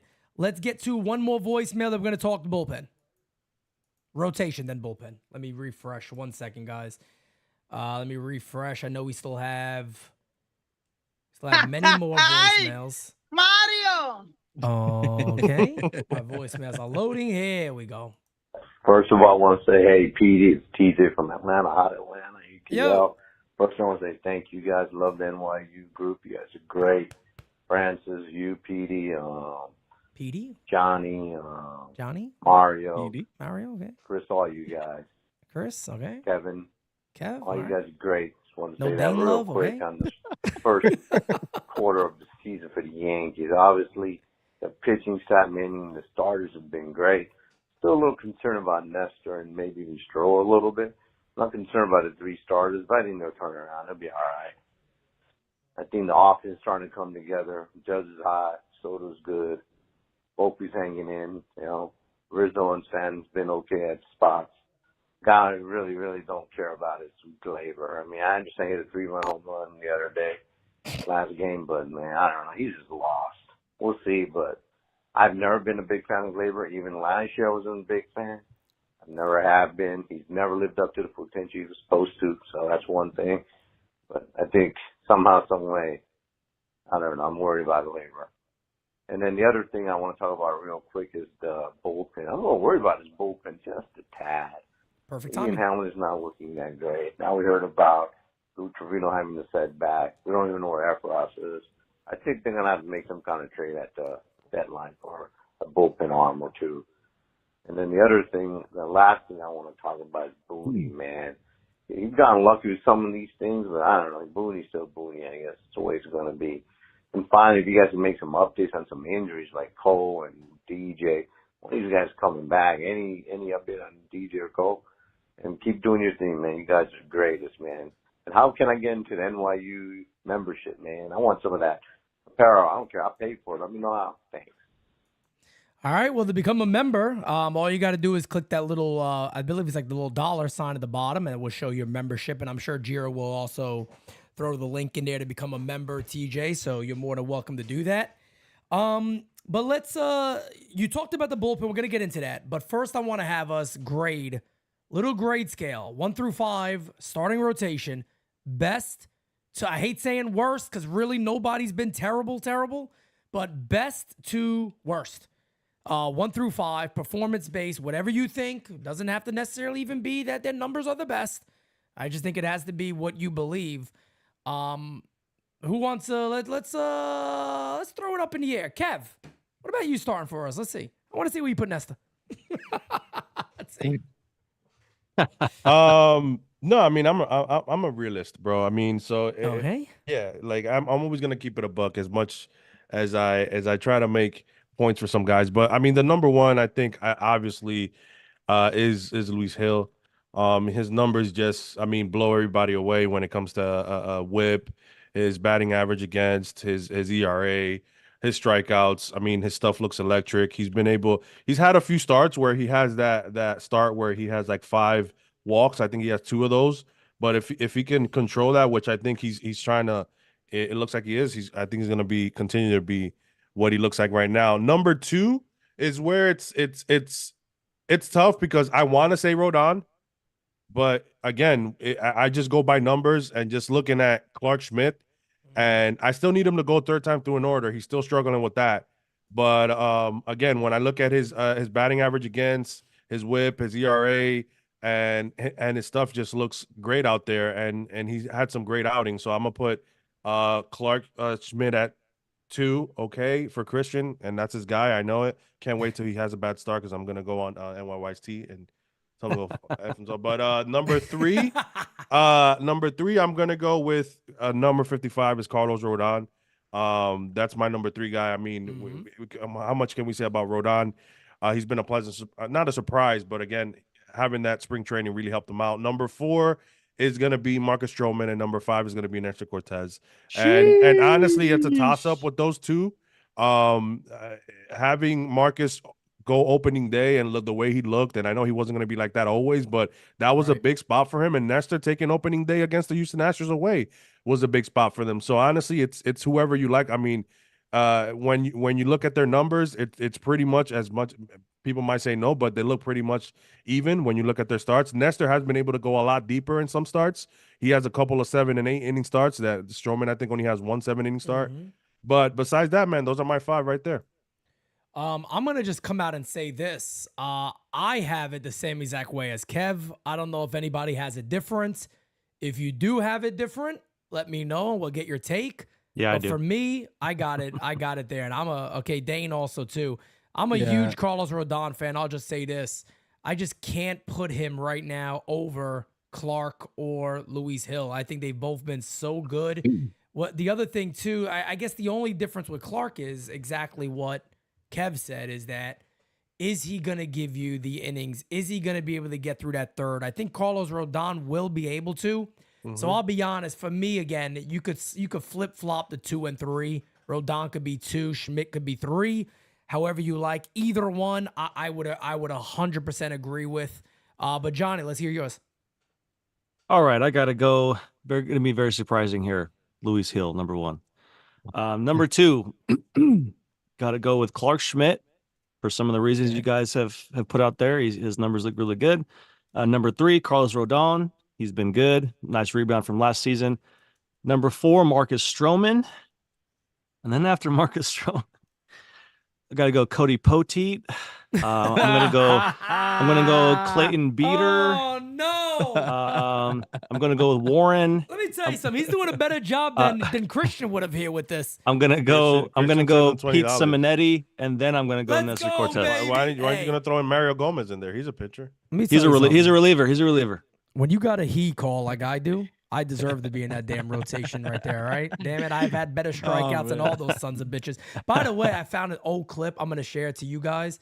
I don't know what kind of fucking heat this was, but it was like something came out of me. It's hey, yo, whoa. But anyway, Dane, you also said yours was different too, right? I have it just about the same way Johnny does. I have about 5?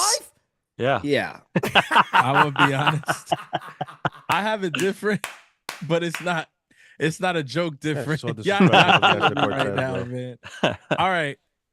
I didn't think I was gonna be the only one. I didn't think I was gonna be the only one with this order here, but hey, man, sometimes you get surprised on the nights at the round table. That's why he likes Marcus, bro. He put Marcus 3. Don't do it to me. I didn't. So obviously, I have Luis Hill 1. He's been the ace of this staff thus far through the season.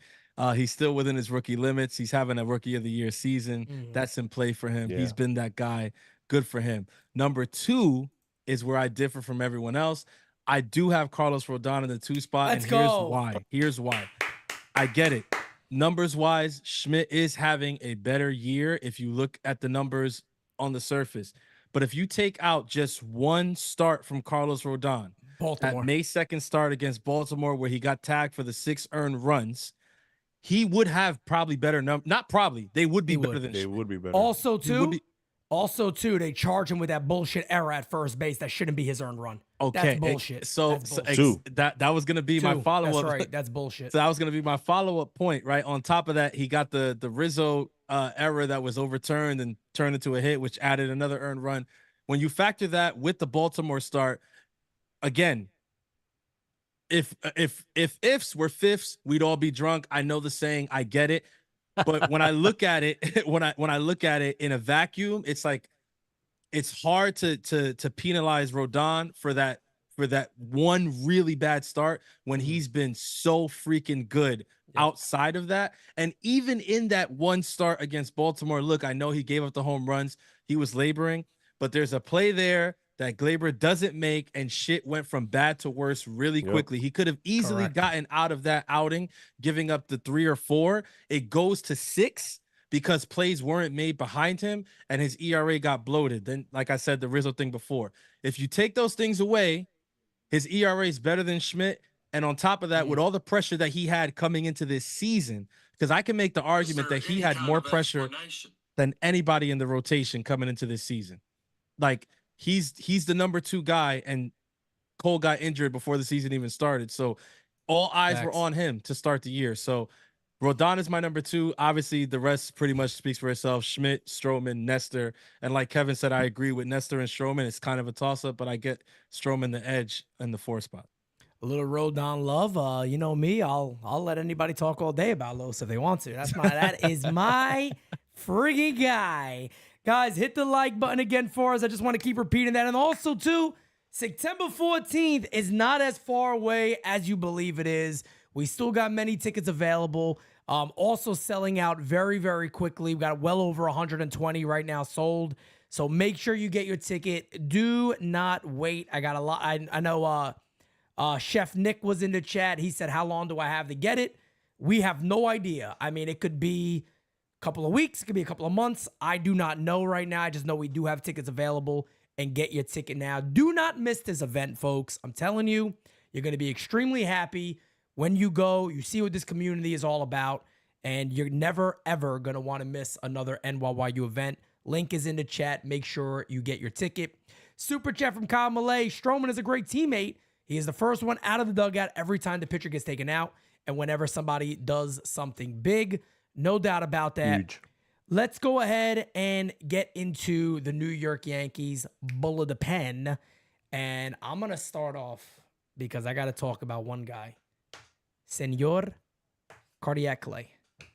I got to talk about Clay Holmes. Clay Holmes. He has been so big for the New York Yankees. Hey, yo. This is a... Oh, did he? Someone who truly understands how to close a game. Clay Holmes. Clay Holmes has really been everything you could want and more. He has been absolutely amazing. We heard Johnny Lasagna talk about Luke Weaver, how good he's been. My guy, the Terminator, hasn't necessarily been the Terminator. Ian Hamilton, still expect potentially, he comes around and things go the way that we think it should go with him. The bullpen's good. The bullpen's good. Do I see faults? Do I see some things I'm a little nervous about? Yes. One being a major one, and I don't feel like the Yankees have a really strong lefty out the bullpen. I talked about it the other night when Ferguson came in and got smacked around. I kept bringing up what Johnny has told us.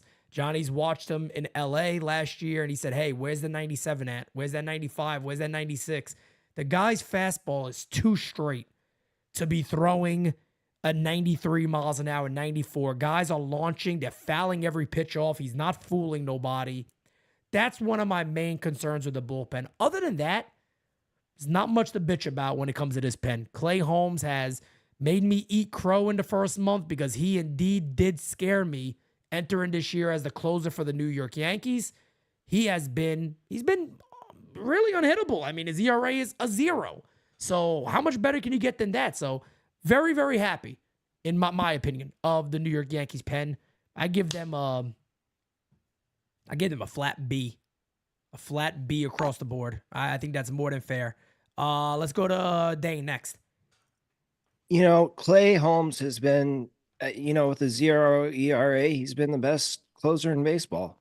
And I don't think anybody expected that. Jared Weaver has been much better, or Luke Weaver, excuse me, much better than expected. He's been very, very solid. That was a heck of a signing for $2 million. Yep. It really was. Amazing. I share Pete's concern that the one area of weakness on this bullpen is a high velocity left-hand relief pitcher that can strike guys out. We do not have that. We don't have that in the farm system. As far as the rest of the spots being worked out, we have so many pitchers coming with Efros, Brubaker. You got a guy named Jack Neely who's in Double-A who's absolutely throwing the ball Filthy. Yeah. And he's a late inning arm. Clayton Beater could be an option. Will Warren could be an option. Yoendry Gomez could be an option. We have a ton of pitching coming that should be available for that bullpen in the second half. I think they'll work out any struggles that we have, but we need to go get a lefty relief pitcher that can strike guys out. What would you grade him so far, Dane? B+. B+. All right. Kev. So I'm gonna start with saying this. I gotta get into a little bit. How come nobody? When I see everybody talk, well, we still got Francis and Pete left, but nobody's mentioned your guy. Okay, I'm gonna tell you this. You ready to know where I'm going with this? Michael Ron Francis? Marinaccio. He's been awesome. Ron Marinaccio has a .79 whip. You're talking about whip, Johnny Lasagna. Look at this guy, 12 and 2/3. Weaver's better. Has been nailed since he came back. You don't watch game season. Kev, you just exposed yourself. You don't watch game season. I'm very, very high on No, Ron I'm talking about right Marinaccio. now, though. Oh, okay. He's certainly no like on the panel. Like this kid. He's certainly no Luke Weaver. No, of course not. No, but nobody I'm just expected messing. him I'm just to be messing. any good, Johnny. So for him to be looking the way he was 2 years ago, it'll be huge for the Yankees if this is what we get the rest of the season, because guys are going to go down. They're already having setbacks with Trevino and Efros. It's going to happen, right? So having guys like this who has options, unfortunately, he got sent down because he has options. But let's not kid ourselves here. He's one of the best, if not top 3 other guys besides Clay Holmes and maybe Luke Weaver in the bullpen. Marinaccio's been nails. So when you look at that and then you go over there, you already gave flowers to Luke Weaver. I don't got to do that. But I'm going to give a little shout out to even Tonkin, 6 and 2/3.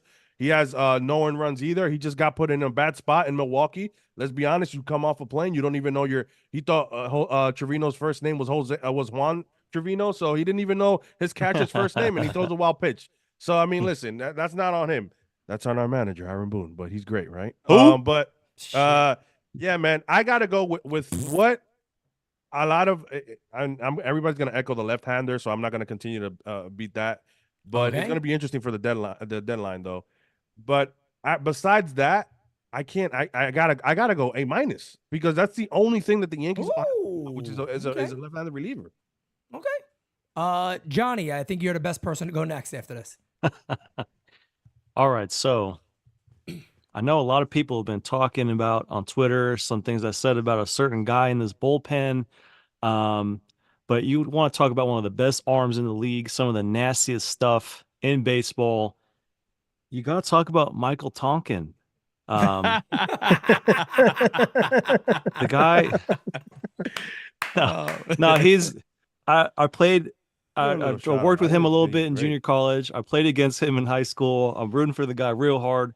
His stuff he used to throw mid to upper 90s. His stuff used to be electric. He's a little bit on the back end of his career right now, but he's still got really good spin rate on the stuff. So hang with my guy Tonkin here. He's in the mop-up role, but give him a little bit of a, But I mean, Clay Holmes has been fantastic. Just gonna get that out of the way. He earned the nickname of Cardiac for a reason. I'm not the only one who has had some displeasure with some of the way he's allowed base runners early in the season.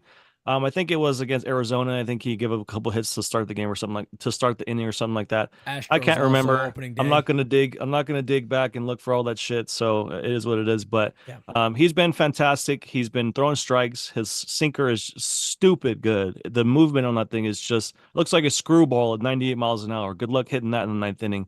If he can keep it up and keep throwing strikes and keep using that slider like he has been, he's going to continue to be one of the best closers in baseball. And got to tip my cap to him. He's been fantastic. And it's one less thing you got to worry about with this team as a closer. We got a closer. He's fantastic. Stuff is electric. So that's one less thing you have to worry about. Victor Gonzalez has been a little bit better than I expected. He was a guy I was a little excited about because I knew he had some success in the past with the Dodgers. I see them here at 7 p.m. There's nothing else to watch, so I might as well watch them. He was pretty good in the past, had some rough kind of seasons between there, a little bit injury history, but he's been pretty decent for us. Ferguson, big disappointment. He used to throw 96, 97 pretty consistently with a good snap on the slider, good curveball. He just hasn't been that guy. The fastball's flat, it's sitting there on 94. I don't see any good snap or bite to his breaking stuff. It's just really disappointing because, like Dane mentioned earlier, we don't have that plus stuff lefty in the pen like we used to have with Wandy. So I thought Ferguson was going to be that 97 plus guy out of the pen left from the left side, and he hasn't been. So that's a bummer. But overall, I think Birdie's been fantastic. Ian Hamilton, a little bit of a disappointment. I don't know if he had an injury recently or some soreness or tightness or whatever he was dealing with, but since then he's kind of been a little rough. ERA, I think, is pushing 3-ish. and his whip is kind of high, so he's allowed a lot of base runners, which is something you don't want from a setup guy. But overall, I give the bullpen an A. It has to be a solid A. It's one of the best groups in the league. The guys are accepting the challenge. They're going out there doing their jobs. Dennis Santana has been a nice addition as well, with my one and only Lasagna, who was hurt again, like always. But yeah, for them to lose a guy like Lasagna, who was supposed to be the 8th inning guy, overpowering 99-mile-an-hour sinker, all that stuff, to lose a guy like that and not miss a beat, it's very encouraging. Plus, you got Mr. Tight Pants coming back, like Dane mentioned, also Efros and a couple others. So, yeah, very encouraging that they've been this good so far. Hopefully, they're not burnt out by June. So we'll keep an eye on that bullpen budget. But yeah, very encouraging, very exciting, and hopefully they can keep it up. Johnny with the bullpen budget, bro. Unbelievable. Francis, you didn't go yet on this, have you? Yeah, no, I haven't. Go right ahead. But to be honest, I think you guys have pretty much said it all. The point that I was gonna make would have been the Marinaccio point, but Kev hit it. The only thing I'll add there is, I hope that they bring him back up sometime soon here, because he was having one hell of a bounce back season coming out of the pen for us. 9 appearances, 5 of those appearances were more than an inning. So he was actually pitching in a very interesting role where, that multi-inning reliever role, and he was killing it there. So it's like, I hope that we can get him back soon, because, I mean, Lord knows with the way that this bullpen is used, and again, I don't want to get into, how the buttons are pressed just yet, but yeah, we could use a guy like him in the fold for sure. But like I said, I think you guys hit all the points with the lack of the lefty and, just the way things have gone to start the year. The Ian Hamilton stuff is disappointing. That's my guy too, Pete. Terminator. I wrote an article on him early in the year. I think he's gonna figure it out. I think he's gonna find it. I believe in him. He's just having a rough stretch. But the grade. I'm gonna go with Kev. A- on him. Okay. No doubt about it, though. One of the funniest things to me in the offseason was when the Yankees tried to let us believe that Jonathan Loaiziga would be a multi-inning guy. Stop it. Stop it. Johnny, you even knew it. You Jesus even being the biggest supporter, you even knew it. You're like, are you kidding me? My man can't stay healthy. You guys and there was people on Twitter trying to argue with me about it. They're like, bro, you don't know that. Well, he might be good. Shut up, dude. Come on. The guy, his arm is made out of glass. His arm's made out of glass. Let's just be real. He's constantly got elbow, forearm issues, shoulder, whatever. So, I mean, we're not surprised. I thought maybe he would last a couple of weeks longer than that. He didn't even last that long. So, come on. You know who's not made out of glass? Honkin. And I want to shout out Hirsch for real. Hirsch, my guy, with a funny ass comment. Tonkin has a better spin rate than Boone's washing machine. It's right in front of us. Hold on a second. I got something for that. He's a nice guy, man. I felt like it was kind of bullying, frankly. Support him. There you go. I just felt like it was kind of bullying, frankly. There we go. He's a manager. He's the manager of grown men, folks. And a man said that I wouldn't follow that dude to a Dunkin' Donuts. I wouldn't follow him to a Dunkin' Donuts as my leader. When you say something like that as a grown ass man, I got bullied by an Let me repeat it. Let me just play one more time again. I just felt like it was kind of bullying, frankly. Anyway, let's anywho, let's move on to the next voicemail. Then we're going to talk about the Yankees offense, and then we're getting into the outlook. But the offense is going to be interesting. We got a lot to talk about there. Let's get to the next voicemail. What's going on, my brothers? Man, it's truth always. Salute champions. What's going on? What's up, Pete? What's up, Francis? What's up, Johnny Lasagna? What's up, Kevin? What is up? What is up? What's going on, Dean? Yo, man, salute to y'all. I want to say that I think Soto, Verdugo, and Stroman changed the vibe of the Yankees clubhouse. I think it brought the excitement. It brought good vibes to the team. Thanks. You know what I'm saying? We need to continue playing this way. You know what I'm saying? We got each other's backs. You know what I'm saying? Because Stanton's off and on, but we got somebody else that's going to carry him. Then we got another player that's off and on. Y'all get the point. But as far as Luis Hill, my man is on fire, man. That's the man right there, man. I really don't care about Dylan Cease and the rest of the guys. We don't need nobody else. We got enough starting pitching in our rotation, man. And I'm telling you right now, God forbid, if anything else happens, we can get a few guys from the minors. You know what I'm saying? So I put sky's the limit for the Yankees. I do honestly believe that the Yankees will win the American League East. Wow. You know, I do believe that. It's going to be tough. We're going to have to win series against Baltimore. But y'all already know what it is. God bless you all in Jesus' name. Peace. Appreciate you, my brother. Thank you so much. And yeah, look, hey, that opinion isn't that's fair game. The Yankees right now are basically dead even with the Baltimore Orioles, and they lost 3 or 4 to them. So yeah, I think that's a more than a fair thing. And again, we do not know what the team is going to look like in the second half. We don't know what they're going to look like in August, September. It's going to be interesting when I get to that. Getting into the offense now, we got a super chat from Scott Horwitz.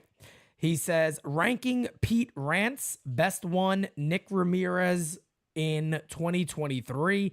I got so many at this point, I don't even remember them. I think one of my favorites was when the Yankees got Alfredo Garcia at the trade deadline, and that was the deal. That was one of my favorites of all time because I think I was like in one of my closets recording it when we were actually in the process of moving, and I had to go live for this and record a video on Alfredo Garcia. And yeah, I don't know. I think he's like in Colorado now or somewhere, or bagging groceries at a Publix in Florida. One of those things. But anyway, moving on to the New York Yankees offense. This is an interesting thing to talk about because if we did this show about a week ago, we'd probably be sitting there going, Aaron Judge, he would be the big topic of conversation. But Aaron Judge is now turning it on. The man for the Yankees, because we did the Cy Youngs, we did all that. I'm just going to start with this, and I'm going to see if anybody has anything different. I don't know how you could. The MVP of the Yankees offense, the man you've seen on your screen right there, Juan Soto. Soto has been everything that you could want. One of the main comments I get in game season when people talk about Soto is he's better than I even thought he was. He's a better player than I thought he was. And one of the things I brought up in spring training, when credit to the Yankees on this, because Aaron Boone said this very quickly. Aaron Boone came out and said in spring, if you guys remember, almost like the time they got him, he'd be in right field, Judge will be in center, and Verdugo will be in left. People are seeing that all of this conversation about he's a first baseman because he can't play the outfield is bullshit bananas. He has proven, and again, anybody who's played ball knows this, left field and right field is a very big difference. It's a big difference. Ball moves different angles, is off the bat differently. You got to take different reads. He has been a right fielder. Yankee Stadium right field, he has been a very solid defender for the New York Yankees. There is not many times I'm looking at Soto going, bro, how did he miss that ball? There's maybe one or two, but he's also never played in the Yankee outfield, so he's getting used to when the wall comes up, the dimensions of the field. He has been everything and more that I wanted to see from a big star coming here in his first year. He's obviously going to be a free agent. We know all that. We can talk about that maybe on the outlook, but maybe we don't even have to touch on that really right now. He has been the MVP of the club. It's not even close. And I'm going to get both of mine out the way. The MVP is Soto. The biggest disappointment is obviously Gleyber Torres. I don't know if anybody will be different on that, but Gleyber Torres has been an absolute wreck. Mind you, a lot of us thought he was going to have a phenomenal year, go on and sign a $100+ million deal for multiple years. He was in spring training, and he was one of the best players in spring training. Season began. Don't know if it was getting hit on the thumb. I don't know what it was, but there is no other way of putting it besides Gleyber Torres has been ass. Horrible. He has been terrible. How else can you position these numbers? He's played every single game. He's hitting 208, a 273 slugging percentage, 289 on base percentage. What else can you say about Gleyber Torres besides he has been a major disappointment? And the reason he's such a disappointment is because the majority of us believed he was going to be the same guy he was last season, and he hasn't been. Johnny, I'll turn it over to you. Yeah, I mean, you said a lot of things that we're all thinking. I'm sure we were going to say as well. MVP of this offense, you talk about a guy who accepts the challenge. You talk about a guy who shows up every day and busts his ass. It's Jahmai Jones. I'm just kidding. I'm kidding. I'm kidding. I'm kidding. Juan Soto, come on. The guy has been better than advertised. He's been a leader. He's changed the whole complexion of this team. The attitude's different. The vibe is different. The resilience is different. He's leading the charge after Aaron Judge had a rough start to the season. He's been solid defensively. I mean, he's everything you could possibly ask for. He's not afraid of the bright lights. He's embracing the fans every day. He's signing stuff between pitches or between pitch mound visits or whatever he did when it was the Marlins game. He's just been phenomenal. Sometimes on Twitter, I call him my captain, man. I get fired up when I see Juan Soto fired up after hitting homers, after doing his thing, after hyping up the crowd. I mean, the guy is box office. He's 25 years old. He's still a freaking kid, man. And he's over here, the best player on the Yankees, one of the best players in all of baseball right now. So to put on those pinstripes after what some people call the down year in San Diego, but to put on the pinstripes, to understand the Dominican demographic in the Bronx, to understand all the things that everyone's expecting of him on the Yankees and to see what he's doing, just the guy is incredible. I've run out of words to describe him. He's been fantastic. And then obviously Gleyber has been probably the biggest disappointment because we, like you said, we did expect him to be similar to his 2022 and 2023 forms. Big topic of conversation lately has been his leg kick. Is he going to be striding on 2 strikes? Is he doing the toe tap? Is he going to pick one or the other? Is he going to do toe tap going forward? Because the toe tap looked really good on that homer he hit yesterday. I didn't see the game, but I've been looking at the video. He's not pulling off. His front hip stays closed. The bat is the barrel's not lagging through the zone. He's more direct from his hands to the top of from the top of where he's holding his hands down to the ball direct. It looked really good. Caught the ball out front. Everything was on time. So if he can find a way to be more on time, he's going to be the guy we all expected. And we should all be rooting for the guy because if he can get back to what he was last season and be a productive, everyday, middle of the infield offensive bat, is going to lengthen the lineup and it's going to take this team even closer to where we plan on being in October. Because you're going to get a Dominguez back. You have Rizzo, who's been improved. You have Stanton, who's been better. You have Judge, who's heating up. You have Soto. You have Verdugo, who has been hitting. You have Volpe, who looks good. Wells looks good. So if you can add a 2023 version of Gleyber to that group, that 1 through 9 is going to be a gauntlet for starting pitching or relievers who come in and have to face it. So really rooting hard for the guy. Need him to hit. Team needs him to hit, regardless of a free agent year or not. He's on the Yankees right now.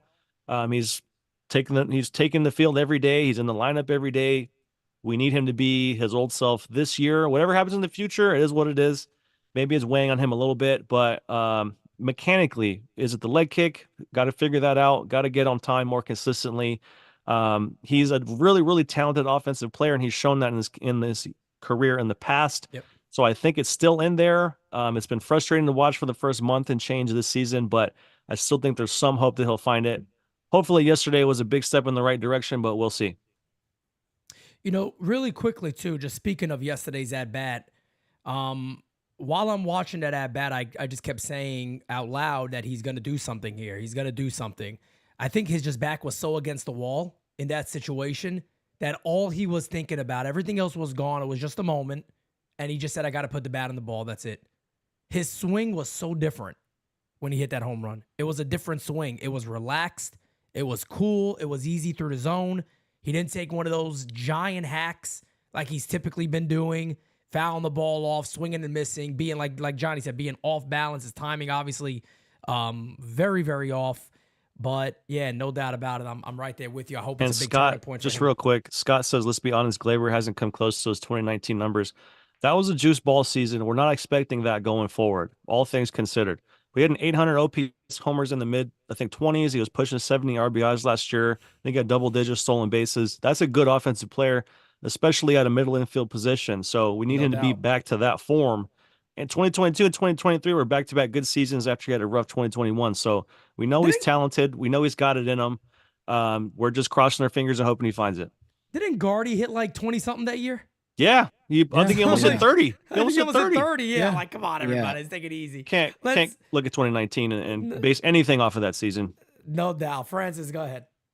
Yeah, I mean, honestly, I think it's pretty obvious what you said, who the guy's been. His name is Juan Soto. He's been box office. He's been everything and more. He's been a dream come true. He's been the quintessential Yankee. The moment he put on the pinstripes, ladies and gentlemen, he looked like a Yankee, and that's only because he was always meant to be here. He was always meant to be here, playing in the Bronx in front of his people, our people, my people, your people. This is his team. I'm not saying like he's going to overthrow Judge as the captain. No. The captain doesn't have to be the best player on the team. Me and Pete spoke about this. I believe in on All Rise last Friday. It's not, the captaincy is not about that. Captaincy is about leadership. It's about rallying guys together. That's a whole different part of the brain here. But when I'm talking about performance and stuff like that, Juan Soto has risen to the occasion and then some. Okay, he looks like he is supposed to be here. That is the most important thing for me. He's having fun. The fans love him. It is a love affair. It's back and forth. The feeling is mutual. All right. As every time he takes right field in Yankee Stadium, you feel the energy. And I know that shit is, contributing to the season that he's having. Because again, no doubt, if he would have started slow, nobody, nobody would have been too shocked. Now, if it would have been Gleyber slow, of course we would have been pissed off. But if it wouldn't have been as good as it's been, we probably would have been like, it's okay. He's getting his bearings. He's a Yankee now. It's a little bit different coming from the NL to the AL. It's a change. But no, there's been no change. There's been no drop off. He's having a season and a half. All right. He's projecting to hit like 36 home runs. I mean, this guy's been ridiculously good. And it seems like even when he has a series like he just did against Tampa, where he goes over, he still finds himself in the middle of the good things that we're doing. So shouts out to him. Listen, I'm not going to beat a dead horse. And that's exactly what Gleyber Torres is right now. He's a dead horse. You guys said it. I don't need to add any more to that. The one guy that I do want to highlight, because I was harsh on him before he came up and when he came up because of the Yankees handling of him and his situation, Anthony Volpe. All right. He was a guy that was put into maybe a difficult situation when you have one of the best shortstop classes in the history of the game, and you're passing on all those guys because you're saying that this kid is the guy. Came up last year, wasn't pretty. Okay. Found a way to win the Gold Glove. Listen, I've already said my piece on that. I think it's arguable, but the hardware is in his house.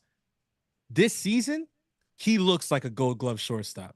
This season, he is playing like a Gold Glove shortstop. It looks like he went in the offseason and put the necessary work in to become what we need him to be as the starting shortstop of the New York Yankees. He put on some muscle. He's filling out that jersey a little more. His arm looks good. He had a play in Game 3 yesterday, Sunday, against the Rays early in the game. P had an amazing call. The clip is out there on Twitter. Great throw, going in the hole, picking that and then throwing it across. It didn't bounce it or anything. This guy, he looks, it's almost night and day, from last season to this season. It's early. Things can still change.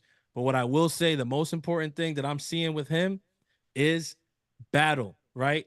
When he got moved to the leadoff, the numbers dipped. Seemed like he was slumping a little bit. And I was like, okay, here we go. Let's see what's going to happen. As of late, he seems like he's kind of waking up back out of that. And he didn't put himself in that crazy a hole. No, did he?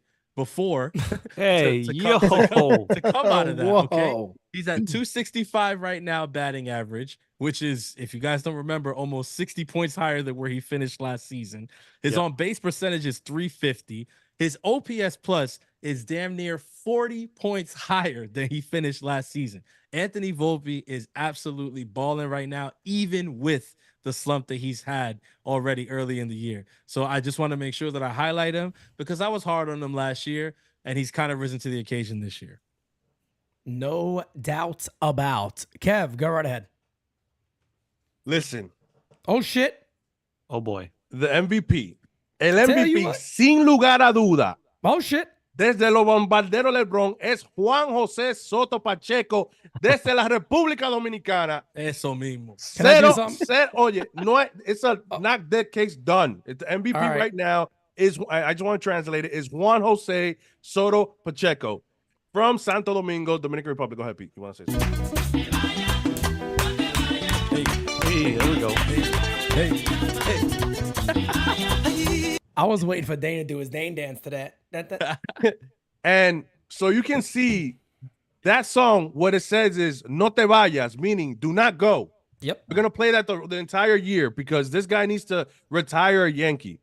It's just I've never seen, and you guys can say it in the chat, I've never seen anybody come to this organization and just fit in like he's been here for years. Like he came up through the organization, like he eats Sunday dinners at the Hal Steinbrenner's house. This guy feels like he's been a Yankee for ages. He wears the pinstripes like no other. He's playing like, again, it's more than what all of us expected. Listen, he is 7th in the MLB in OPS. He is 4th in on-base percentage. He is 11th in slugging. He is 12th in average, and he is 2nd in MLB in RBIs. That is the complete league, national and American. I'm not splitting anything because he is that good, okay? Let's talk about his defense. Those people, Brian Kenny, who says he can't run, he can't field, get the fuck out of here. And this is why NYYU is like— all my homies say Brian Kenny. I don't care. I'm sick and tired of this narrative that he cannot play defense. He's 1 out above average, 1 DRS. He has 4 assists, which is also top 10 in the league right now. So, and I think he's top 10 as well since 2021 when it comes to outfield assists. All right. So you gotta be able to throw guys out. That's part of playing the outfield. You just can't catch everything, right? So this narrative that he can't play defense is nonsense. It's hilarious. I can't stand anybody talk anymore like that. Go ahead. I'm sorry. No, you're good. You keep going, but I just want to say something real quick. This is why NYYU is NYYU. Facts. Are we gonna hear Brian Kenny say he was wrong? No, never. Is Brian Kenny gonna sit there and go, you know what? Fuck. I guess I was wrong. I was off on that. Because guess what? He's do it worried here. about his hair. We do it here. So for anybody saying, oh, they got a bad, they think this way, it doesn't fucking matter how somebody thinks here. The fact of the matter is, if we're wrong, we say it. Is Brian Kenny and everybody that was sitting there going the worst of? We have people in our very own chat saying you got to put him at first base. He can't play the outfield. What are you saying now? Because everybody can play first base. Go ahead, Kevin. I hate first base ain't easy. Go ahead, then. You hate Brian Kenny? That's you get. No, I hate the idea of somebody saying Soto should go to first base or something like that. If I get one more DM on Twitter about that, I'm going to lose my mind. Because he's the worst defender in baseball. That's also why we shouldn't have gave up prospects for him. We should have waited. Incorrect. That is also incorrect. For you to be the worst possible outfielder, you have to be negative like 10 in DRS. You have to be under out above average, which he is not. Okay, he's not when he's in right field. If you just took the extra second and went on Baseball Reference or wherever you want and see that with the Nationals when he played right field, he was an above average or an average defender. That's not bad. I am sorry. Stop painting the narrative that a guy has to have Gold Glove defense to be a great defender. That's an elite defender. Gold Glove defense is elite defender. You have elite, you have good, you have average, you have bad. He is not by any stretch a bad defender in right field. Left field, center field is completely different. There it is right there. It is right there. Look at the fielding. That is fielding on his baseball savant page. Let alone this is the sexiest baseball savant page of baseball. But anyway, right there. Look at that. So for the people making fun of the fielding, this guy, again, what is one of the things he said? So we always it's good to back things up when you know what somebody said. Soto said he worked on his defense. He worked on his arm strength. Yep. He worked on all that. We saw it on opening day. He saved the game. He laid his mark. Didn't we all say that? I wanted to hit a home. I remember when he signed with Mario. Mario was live with me. I said this, no joke. I hope he hits a home run so fucking far and he throws the bat across the whole field and says, this is this rivalry. No. It's different now because I'm here. He did the same thing, but he did it with his arm in the outfield. Yep. In the outfield. So that's what man, great players do. You want to talk about bad defender? Well, the stats also show he's not. So you can't say it no more. So what is the excuse now about Soto? Dane, go ahead. Oh, Kev, if you weren't done, please continue. I'll wrap up here so Dane can go. It's just that I just had to go off a little bit because I've been holding this in for a month and a half, and everybody, Mark DeRosa, a lot of guys are praising Juan Soto and getting the praise that he deserves because it's not. Look at everybody else. Oswaldo Cabrera said he made it his mission to look at how that guy prepares. Don't tell me that's not rubbing off on Volpe. Don't tell me that's not rubbing off on other guys as well. Boom. Judge is struggling, and the Yankees Judge was struggling because the last 2 weeks Judge has been insane. And the Yankees are still 12 games over 500. This is because of Juan Soto, my friends. I am sorry. If you think otherwise, I don't know what the hell you've been looking at. Again, we talked about Stroman. This guy, what he does to the lineup, it's not only about his swag. He brings a swag to the offense, to the lineup. So you wanted to say something, Francis? I see. Okay. No. I'm fixing my mic. Yeah. So it's like we got to stop with that stuff. I'm sick and tired of it. Do your research a split second before you say nonsense like he's a bad defender or he should play first or he should just stop throwing those takes out of there. Listen, at the end of the day, people are gonna have my dad says this all the time. Everybody has an opinion, like everybody has acid. Everybody's gonna have some opinions are ass. And it is what it is. But at least here, if we have a bad opinion, we'll go ahead and eat crow like we say here. It is what it is. If we're wrong, we're wrong. But if the Yankees are winning, guess what? Who gives a flying fuck? Who's been 100% correct, by the way? Who wants to throw that first stone? Anybody out there wants to say they've always been correct? Yeah. So at the end of the day, it's a long baseball season. We were talking about this on Designated Spitters the other night. Baseball's the hardest game to predict. There's a lot of people that you go off of stats and you go, you know what? Soto's not a good defender. You never watched him. Did you see what he did in right field with the Nationals? And another thing too that Kev said, that Kev was talking about how he changed this club. And Dane, I'm sorry if I'm taking your points and leaving you last, but we'll get to you right after this. But I just have to bring this up. The other day when they're playing Houston and he's talking to Diaz behind the plate as he's walking away, he looks at the pitcher, he shakes his head. What did he say after? When have you heard a Yankee?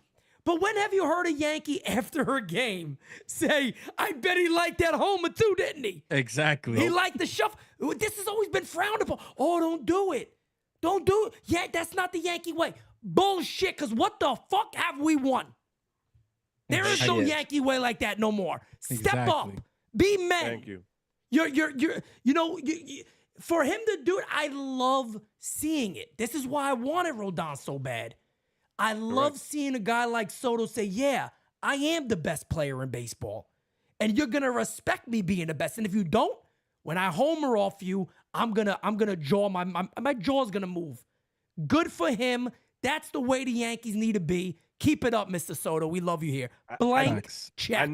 I never have an issue with a guy having swag if he backs it up. Like if you talk the talk, you gotta walk the walk, right? So Soto, then more than anybody in baseball, does it. Not like some other guy who plays first base for the Toronto Blue Jays, who has been a shell of himself since 2021. But I digress. But doing cartwheels on the infield because they stopped feeding him. Couldn't shine Soto's Johnson. DC know my how. Shut up, bro. What's your shit, bro? Listen, when it comes to Soto, we don't got to say anything more. I think we've all said it enough. I do want to. I'm not gonna go into Gleyber Torres because lo que está la vista no necesita pejuelo. If it's clear as day, you don't need glasses to see it. Exactly. Gleyber Torres is struggling and he's been booty. He's Gleybass right now. Hey yo. But I do want to say booty cheeks. That's my nephew say that booty cheeks.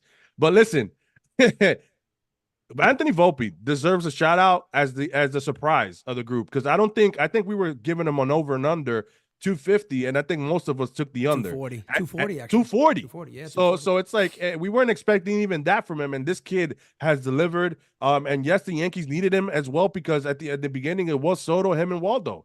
Judge was struggling. Rizzo wasn't there yet. Giancarlo wasn't there yet. So the surprise has been him. I'm not going to mention Giancarlo because Giancarlo should be giving you what he's giving you now. But Volpe, I got to shout him out because, man, does he look like a completely different hitter. He seems to be getting comfortable in the leadoff role, which looks like the Yankees are going to leave him there. So the only thing we can wish is that he does well, and he looks like he's starting to pick it up there. Hey, Kev, can you just real quick acknowledge Volpe's flatter bat path helping him a lot? Oh, shit. The bat pad. Hey, what's his swing velo? That's like the big new thing out now, the swing velo. Oh, no, that's something new. Swings the bat. The velocity of the swing. Yeah, he's not in the top 10, but the Yankees got 3 guys in the top 10. Okay. Dane, go ahead. And then I want to stay on this topic because there's still more offense to talk about, guys. And then we're getting into the team's outlook, which is going to be some very good conversation. Dane, go ahead. How good has Juan Soto been? He's been everything we dreamed of and more. This is why you give up Michael King, why you give up all those pitchers to get him. I was the biggest Drew Thorpe fan that you could ever find, and this is why it was okay to give him up. Juan Soto's the MVP. He'll be very happy here for the next 15 years. Give him a blank check. Keep him here. You just can't do anything else but give him that. The guy, I got to give Anthony Volpe flowers. I have hated him at the leadoff spot, but he's making adjustments, and that's what you want to see. But where I got to really give him flowers is the arm, because the arm was not good last year, and he's worked on it. It's gotten stronger. It's a real shortstop's arm. That's our shortstop for the next 15 years. But the guy that I really got to highlight is Alex Verdugo. Boom. I was going to do it next. Good job. This guy, he's not going to be the best player on the team, but he's hitting in a spot in the order where he's not comfortable, hitting fourth, and he's producing, he's breaking up the big guys that were hitting into all those double plays. What's the difference in the offense the last week? We're not hitting it into as many double plays. And that's a big deal.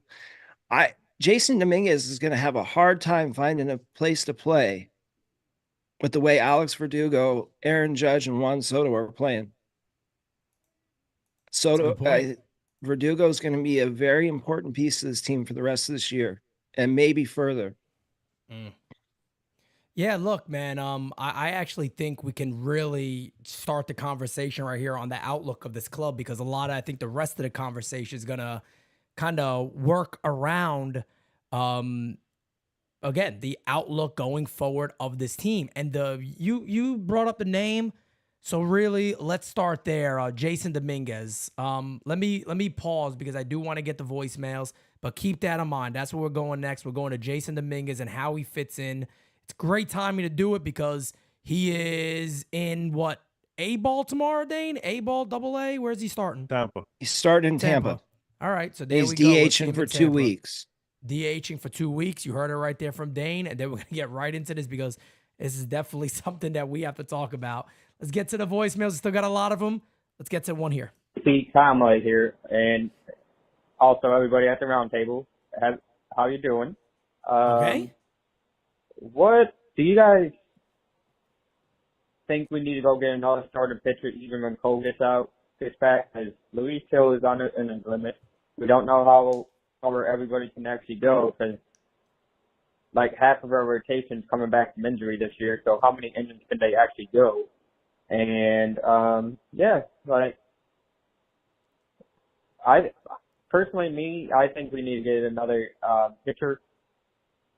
A good starter pitcher, and then see where it goes from there. But let's all have a good off day, and let's go beat the Twins. All right, have a good night, everybody, and go Yankees. Appreciate you, Kyle. Let's we're gonna get into the starting rotation and all that if they need more arms, but let's start right there. As it stands right now, I think we can all say Verdugo's passed the test. Soto's obviously passed the test. Aaron Judge is back to being Aaron Judge, one of the most dangerous hitters in baseball.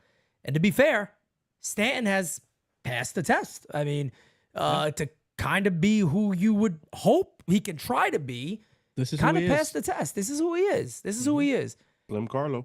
People are kind of tired of me saying this, but I got some people in the chat that go, please, I'm so sick of hearing best case scenario.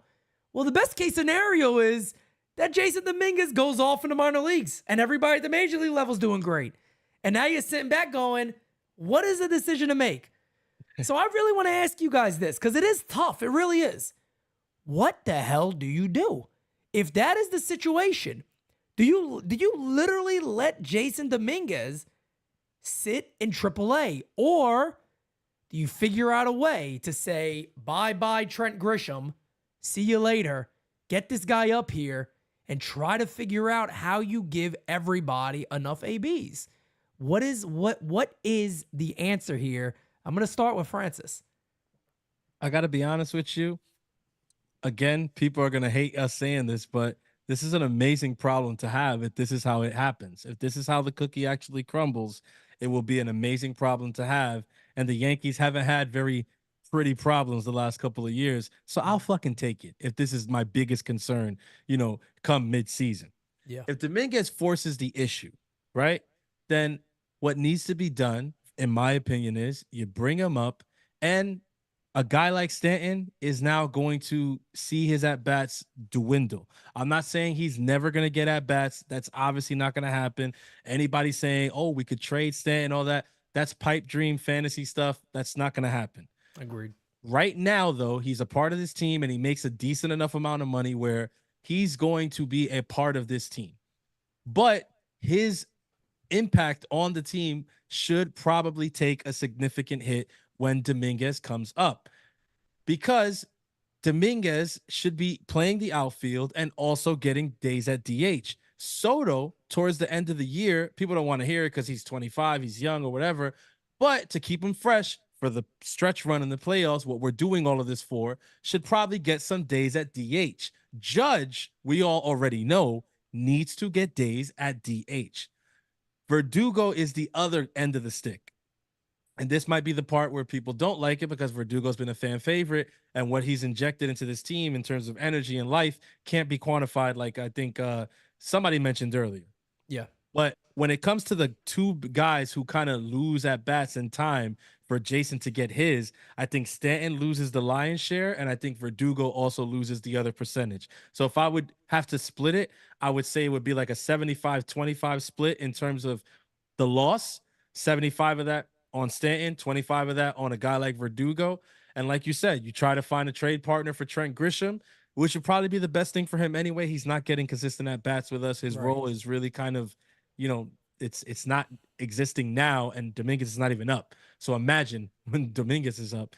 Mm-hmm. But I think those are the two guys who I look at taking kind of a little bit lesser roles in the offense moving forward. It sucks because, like we said, Verdugo has been great, but Dominguez is an outfielder, not an infielder.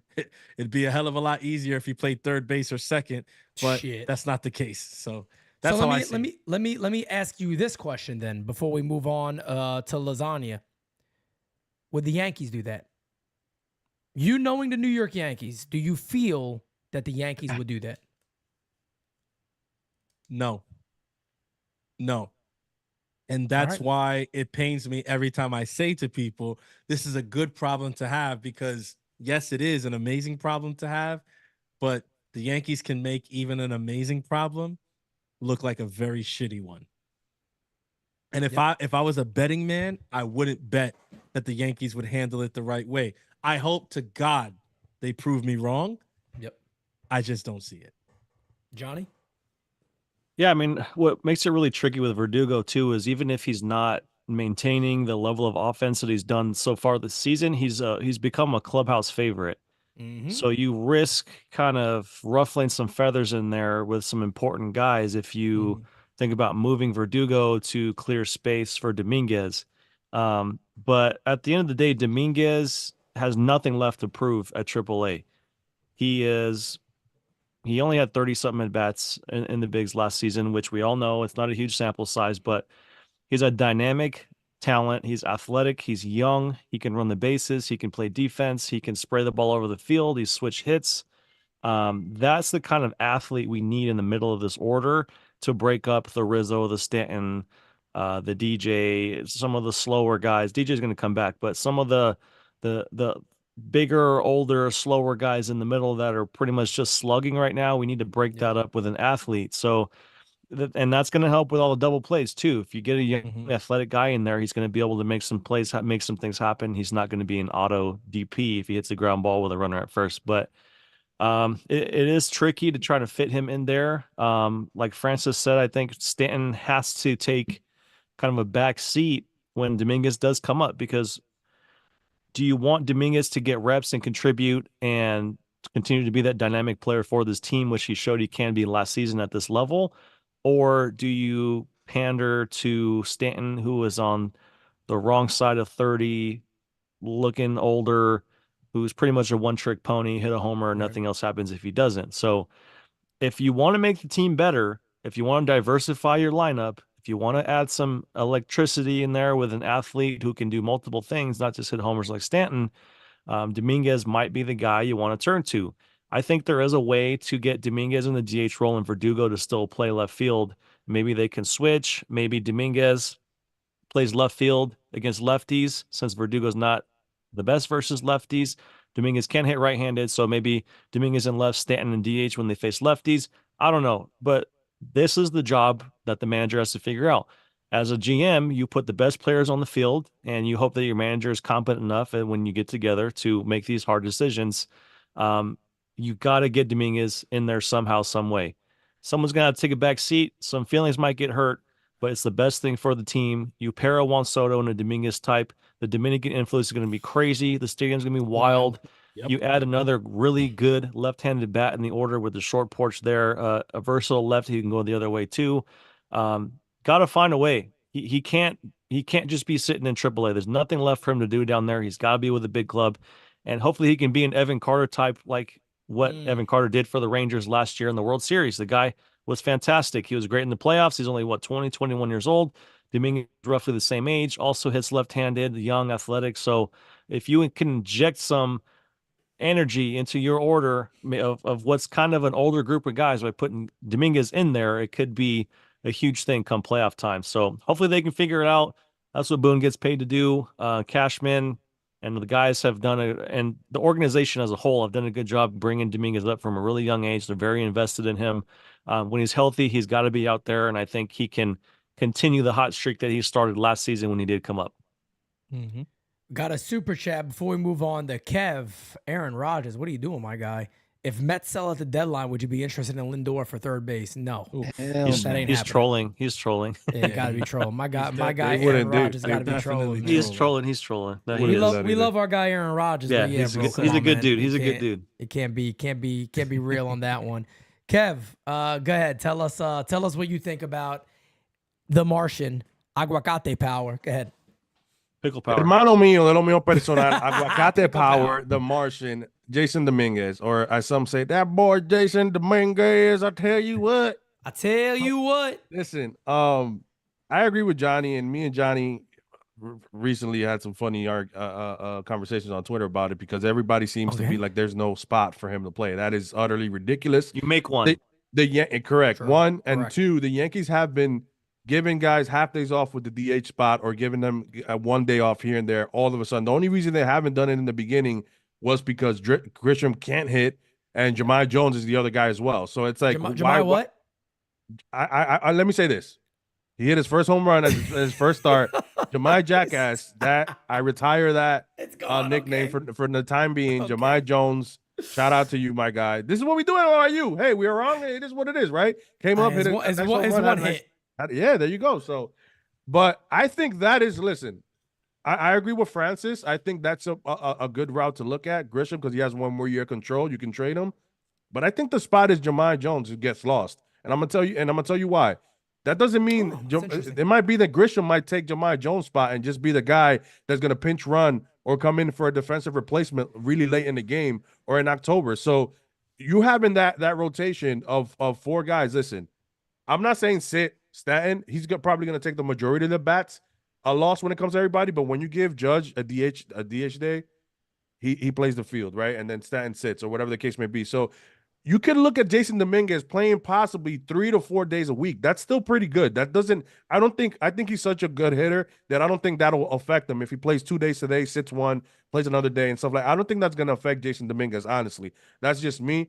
But that's a good test to do for the Yankees to play as well, because right now, Jason, they both have to. You got to get them in the lineup, 1, and 2. How nice would it be in October if Jason Dominguez is playing with Soto and Doogie in the outfield, and you can actually pinch hit and have Giancarlo Stanton on that bench, bases loaded, 1 out. You get you get Giancarlo as a pinch hitter for your catcher. Yeah. That would be amazing, and that's something that everybody would have to think about. Like, holy shit, they still got Stanton in the dugout. So I mean, and listen. The older you get, you start to go into that role. I don't care how much money you make. That's the point of it. So it's like it's a young man's game. And if you're gonna be competitive, the Orioles don't have a Giancarlo Stanton. So what do you want? He's a much older 34 too. This is not somebody where you're like, all right, 34, his body's beat to shit. Yeah, he's beat up. He's beat up. He played a lot of football in high school. That's probably part of the reason. And the turf in Miami, man. A lot of people complain about it. The turf is what messed up Ronald Acuna. It messed him up when playing all those years that he was playing the outfield every day too over there. So, listen, they have to find a spot for Jason. I agree with Johnny 100%. He has nothing else to prove. Let's stop with this development in AAA. There is no development anymore. If you hit in AA, you'll hit in AAA. 100%. We've seen it already where Flo and Peraza and Pereira, they all rake in AAA. They come up here and they can't hit dick. So AAA is not the answer. It's AA where you see the majority of talent. Okay, if you guys don't know about prospects or you guys want to talk out of your culo, Pay attention. Double A is where the majority of the and Dane is there to correct talent. me, of the talent is. Triple A, you get a lot of journeymen. Yep, Triple A is a lot of guys fighting for spots, a lot of journeyman pitchers, and guys as well fighting for position spots. So that's not the best pool of talent. I'm sorry, it's not. A lot of Derek Diedrich types in AAA. There you go.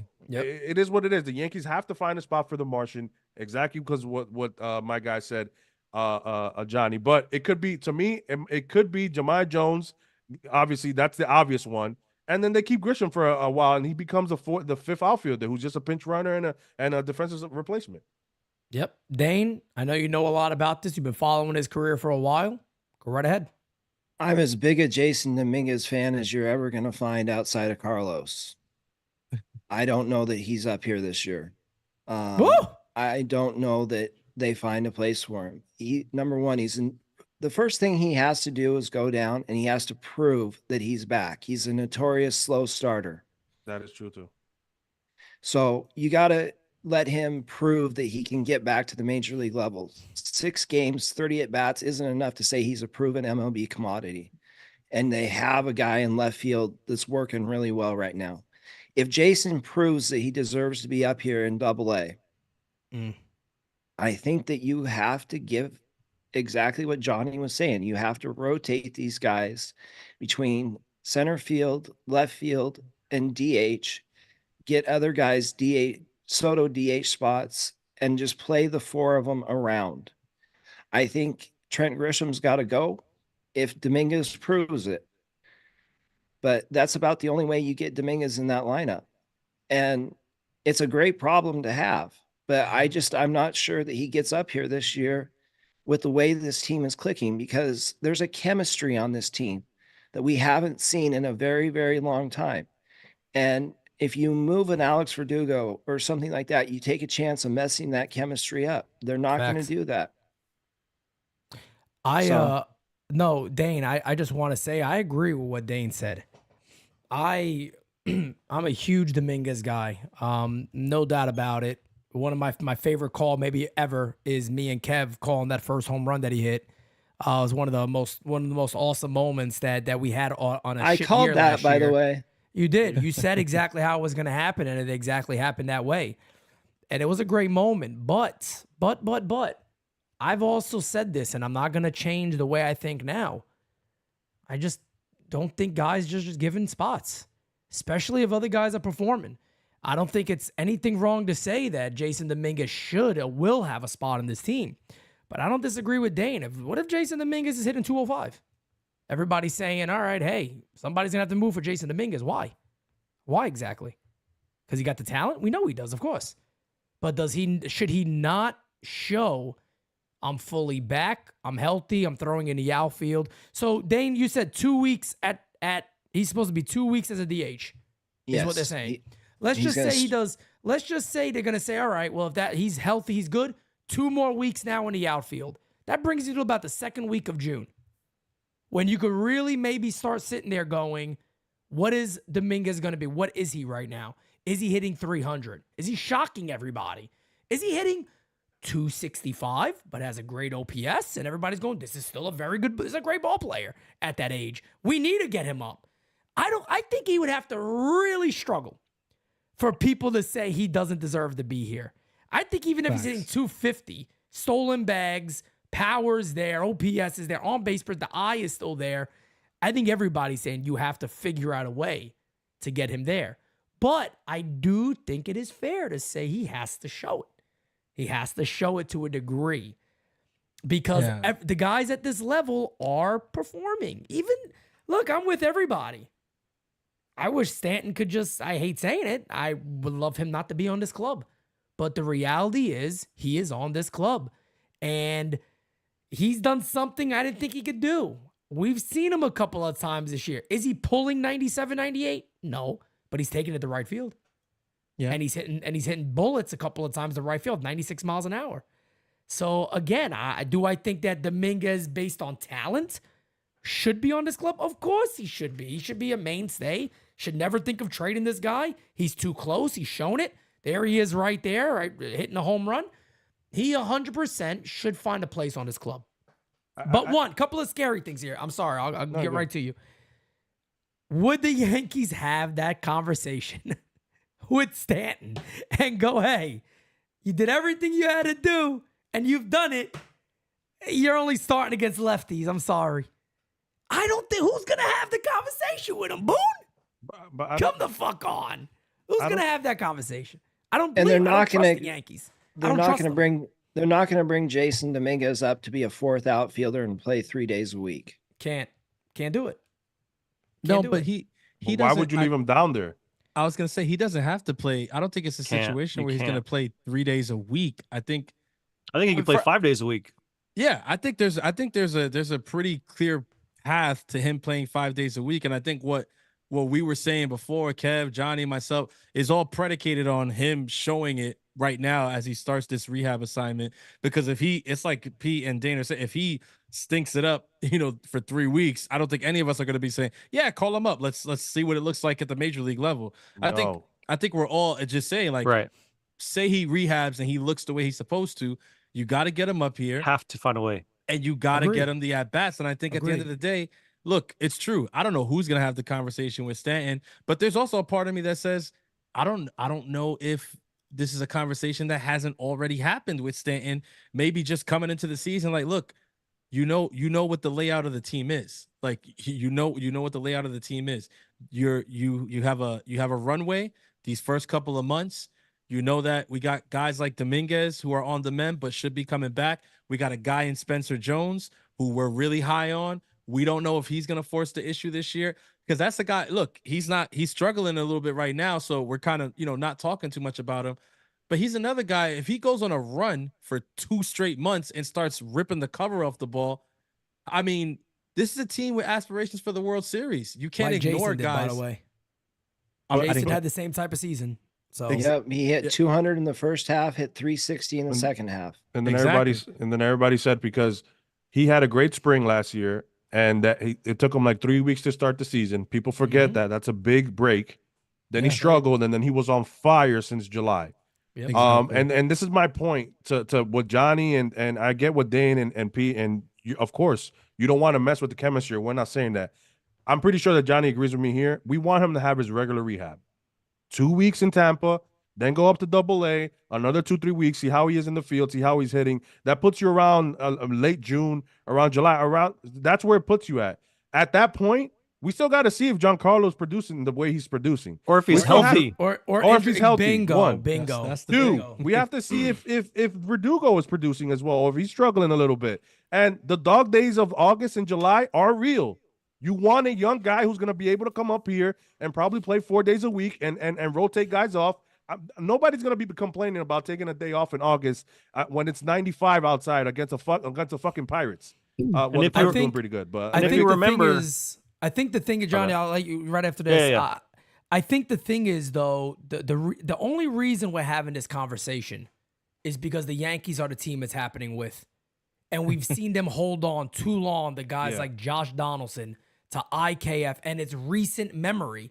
Yep. Dane, you know this better than anybody. It's why Yankee fans are still scared about Yankee prospects. And you got to tell them things are different now. They swapped everything out in 2019. They got a way better crop. They're doing a better job now. But people have it in recent memory, they don't call guys up. They don't make changes like this. Stanton's getting paid a lot. What are the people going to say? You think Hal's going to say he can't play? No. That's never going to happen. They're never going to do that.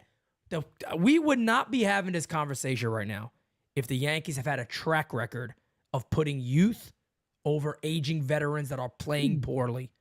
They just don't. They unfortunately don't. But Johnny, go ahead. But if you're going to have Austin Wells up here and splitting time with Trevino, why not have Dominguez up here and be splitting time with Verdugo or Stanton at DH? If you're okay with Wells having limited at bats and splitting time, why not have Dominguez up here and do the same thing? So, and remember, Brian Cashman before the season was critical of Stanton outwardly. He made a comment about him, just part of his game, getting hurt all the time, this and that. And Stanton and his agent came out and said, we talked about it and he wasn't thrilled about it, but they discussed it and whatever. But I think the pandering to Stanton needs to be looked at a little differently here, because are you going to prioritize the aging old guy who is constantly hurt and is very one-dimensional? Or are you going to prioritize the kid you've been grooming. That's probably a bad word. Damn. But a kid you've been preparing. Hey, yo, a kid developing. Went from Diddy to a kid Metro you've been grooming. a kid you've been developing and invested in for many years since he was very young. Now he's here. He's going to be healthy. He's going to be playing like he's supposed to when he is healthy and when he is right in the minors.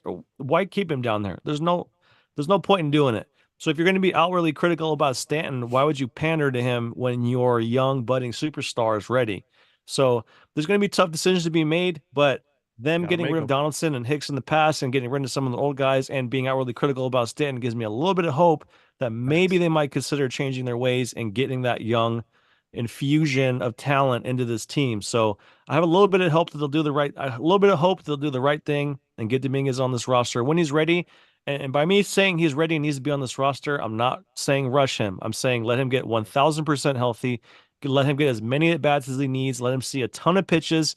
And when he feels comfortable at the plate, when he's seeing the ball well, when he's picking up breaking ball, change-up, splitter, whatever, and he feels like he can be the hitter he was last season, and the numbers prove it, then you need to find a way to get him on this team because you can't leave a talent like that in the minor league to just rot.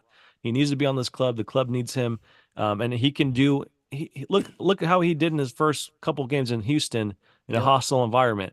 The kid is not afraid of the spotlight. He's smiling ear to ear. He's hitting homers all over the place. He took Javier deep and crushed one to right field. We can't seem to hit. The guy we can't seem to figure out for years. So he figured out game one. You have a kid who is not afraid of that moment, kind of like Juan Soto. He's gotten, I don't want to do that comparison, but he's brought those comparisons with his talent before. Yep. This is a kid that doesn't shy from that moment, and he first at bat against Verlander, bomb. Takes Javier deep, bomb. In a hostile environment in Houston.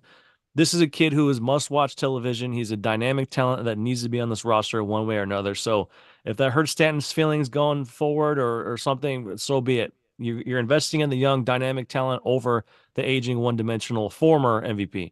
And I think the Yankees now have firsthand experience of this because the telltale difference between the New York Yankees and the Baltimore Orioles is youth. It's 100% youth, agility, athleticism, young legs that can move on the bases a little bit. And again, that is not a direct comparison. That is simply saying this is a team that we see. This is a team that we look at. You see what they're doing. I said this multiple times. Don't think the Yankees are far behind them. They're not. Oh, they're not. They're not at all. You got to pull the trigger, though. They're not far behind them. But Kev, you brought this name up a lot, and I wanna stay on the offense because I think this is gonna make or break the Yankees this year. These decisions. Can I say one thing about Dominguez? Please go ahead. He is a big stage, bright lights player. If you go back to his first Futures game, he hit a home run. You go to the AA playoffs, and you look at this 5 home runs, just absolutely raked.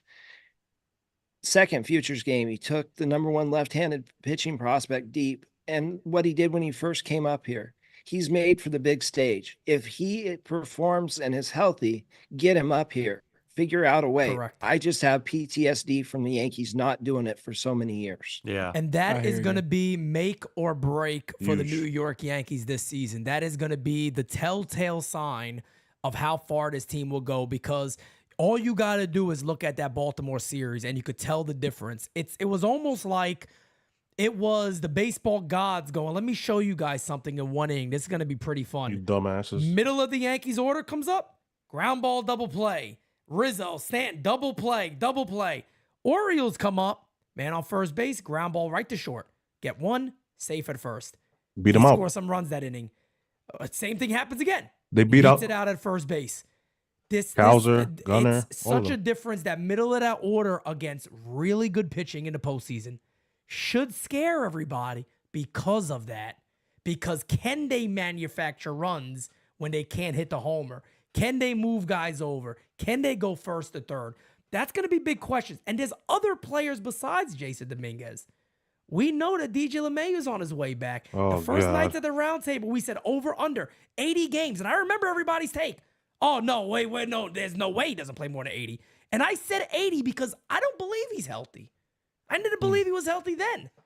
And he's not. And I don't know how much we see him, if we even see the guy at all, to be honest, and if it even is worth seeing him at all. I think he can make the team better. I do. But Caleb Durbin is a guy that feels very useful to a club like this for the New York Yankees. Are the Yankees, Oswald Peraza, who everybody in the chat's going, yeah, he hasn't done it at the major league level. He hits up that minor league pitching, but he can't do it here. I get he got to perform. I understand that.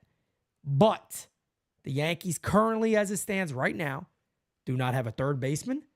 And whether you like it or not, the way Gleyber Torres has played, they don't have a second baseman. And if that continues, as it could, just be honest here. In June, God forbid July passes, and you look at, damn, Gleyber's hitting 216? At what point do you say, for the better of the team? That's my question to you guys. Kevin, I'm going to start with you because I know you're big on Durbin. We got the wrong Caleb up here. I mean, listen, I've been talking about Caleb Durbin since spring training. You guys remember, Dane, I mentioned to you back then, I'm like, who is this kid? This kid, I just love the way he runs the bases. He's a hustler. He's gritty defensively, and he's gonna be a guy who's gonna slap doubles around and stretch singles into doubles because he's not a power guy. But I tell you what, he's hitting 296 with 2 home runs, 28 RBI, leading the Scranton Rail Riders with a 420 on base percentage and an 864 OPS. That's Caleb Durbin right now in AAA for those people who like AAA. So I mean, and I don't have. Listen, we saw him in spring training again against major league guys like Bassett and all this. He was there. He was there grinding out at bats. He was just like what the Yankees needed. A guy to how do you call it? A utility infielder with speed who will be a great juice to this lineup. So I'm sorry. I don't know why he hasn't been up here sooner. I'm thinking it's because of May 15th. He's not even on the 40-man, what hurts me. But listen, again, if Waldo digresses to who Waldo is, and like you said, if Gleyber is still struggling, I don't know what are we doing with having guys in the minors like this. It just doesn't make any sense to have dead holes in the lineup. Francis, I want to ask you, Yankees make that change, you think? You think, and again, I think everybody here is actually a fan of Gleyber. Like, we believe this guy's way better than what he showed. I believe he's way better than his numbers. Facts. But the Yankees, this is the difference, right? The Yankees are looking to win a World Series. They're not looking to just make the ALCS. As much as some of you believe that's a victory, it's not a victory. The Yankees want to win a World Series. That's what they want to do. And if, Francis, I'm going to ask you again directly. Mm-hmm. He's struggling. Did the Yankees make a change? Is that the right move to make? To be honest with you, I can't argue that it's not the right move. I think that the right move, if Gleyber Torres continues to struggle, and I'm talking about through May into June, then the numbers don't change. They don't move, not even a little bit. Then the right move is to make a change. But the question you're asking me is, will the Yankees do it? And I have to say, no, I don't see the Yankees doing it. I feel like that, you know, a couple of days ago, this was going around the timeline. A couple people, thought it would be cute to try to, take a take that Pete had and try to kill him for it, vilify him for it. He's not wrong. There's the biggest problem with the New York Yankees for the last, let's not say last, throughout Aaron Boone's tenure. Yep. Let's just call a spade a spade. The biggest problem throughout his tenure has been a lack of accountability. And I'm sorry if, some fans don't understand. What does that mean? I'm sorry if some fans don't understand that. What we're asking for here, accountability is, listen, this is an organization that is shelling out damn near $400 million on the product that we're putting on the field. It's not okay just to win a division. It is not okay just to make it to an ALCS. Matter of fact, it's probably not okay just to make it to a World Series, even though I know a lot of people who will be happy just seeing the Pinstripes playing in the Fall Classic. This is a team with World Series championship aspirations. And if that is the hallmark, if that is the goal, if that's what you're hanging your hat on, then you have to hold guys accountable. You have to say, listen, right now, you're not playing to the best of your ability. We expect you to be better. We know that it's in you, but it's not, the production is just not there. The results just aren't there, buddy. We're going to give you a couple days, not one day that you're saying, oh, we're going to give you an off day, but then we're pinch hitting you halfway through the game, because that kind of defeats the purpose. I mean, listen, I'm saying all of this when starting by saying, if it continues into June, For all we know, the home run on Sunday sparks Gleyber Torres, and he goes on a hot streak, and he starts looking like 2023 Gleyber. I would welcome it, and I'm sure everybody on this panel would. But if we're being honest, outside of that home run from Sunday, there's really nothing to show us that this is really going to take a turn for the better. The issue is there's also nothing to show us that the Yankees are going to do what needs to be done when it comes to a guy like Gleyber, because like a lot of the fans on the timeline believe, there's no point in it. He's in a walk year. It's not going to help him to have him on the bench. It's not going to help him. We're a better team with him out there. Okay. Yeah. If that's what you believe, that's what the Yankees believe, that's fine. But let's call a spade. That's a matter of opinion. That's a matter of opinion, and it is not a fact. And you can't argue with people who are just looking at the results out on the field and saying, no, I'm sorry, this guy ain't it. Especially when, like Kev just highlighted, you have guys tearing the cover off the ball who deserve a shot, and they can't even get a 40-man roster spot. Bingo. And by the way, too, I just want to throw this out there because I say this a lot. Don't take my word for it when it comes to accountability. My word is simply an opinion. Maybe take the word of the Yankees, who this offseason said that the manager of the Yankees needs to be tougher on the players. I didn't say it. They're quotes. They're quotes from Yankee officials who decided to remain anonymous, whether you believe it or not. I don't care if you don't have to, if you don't want. But they said it. They also said that he likely would need an enforcer. They also said that, what was the other one they said? That he hasn't caught on as quickly as they expected Aaron Boone to catch on. And that's concerning to some people in the Yankees front office. So again, everyone in this panel has heard me this year. This is probably the best year I've been with Aaron Boone. There's not much to complain about when it comes to Boone this year. It's been a couple of moments that you could talk about.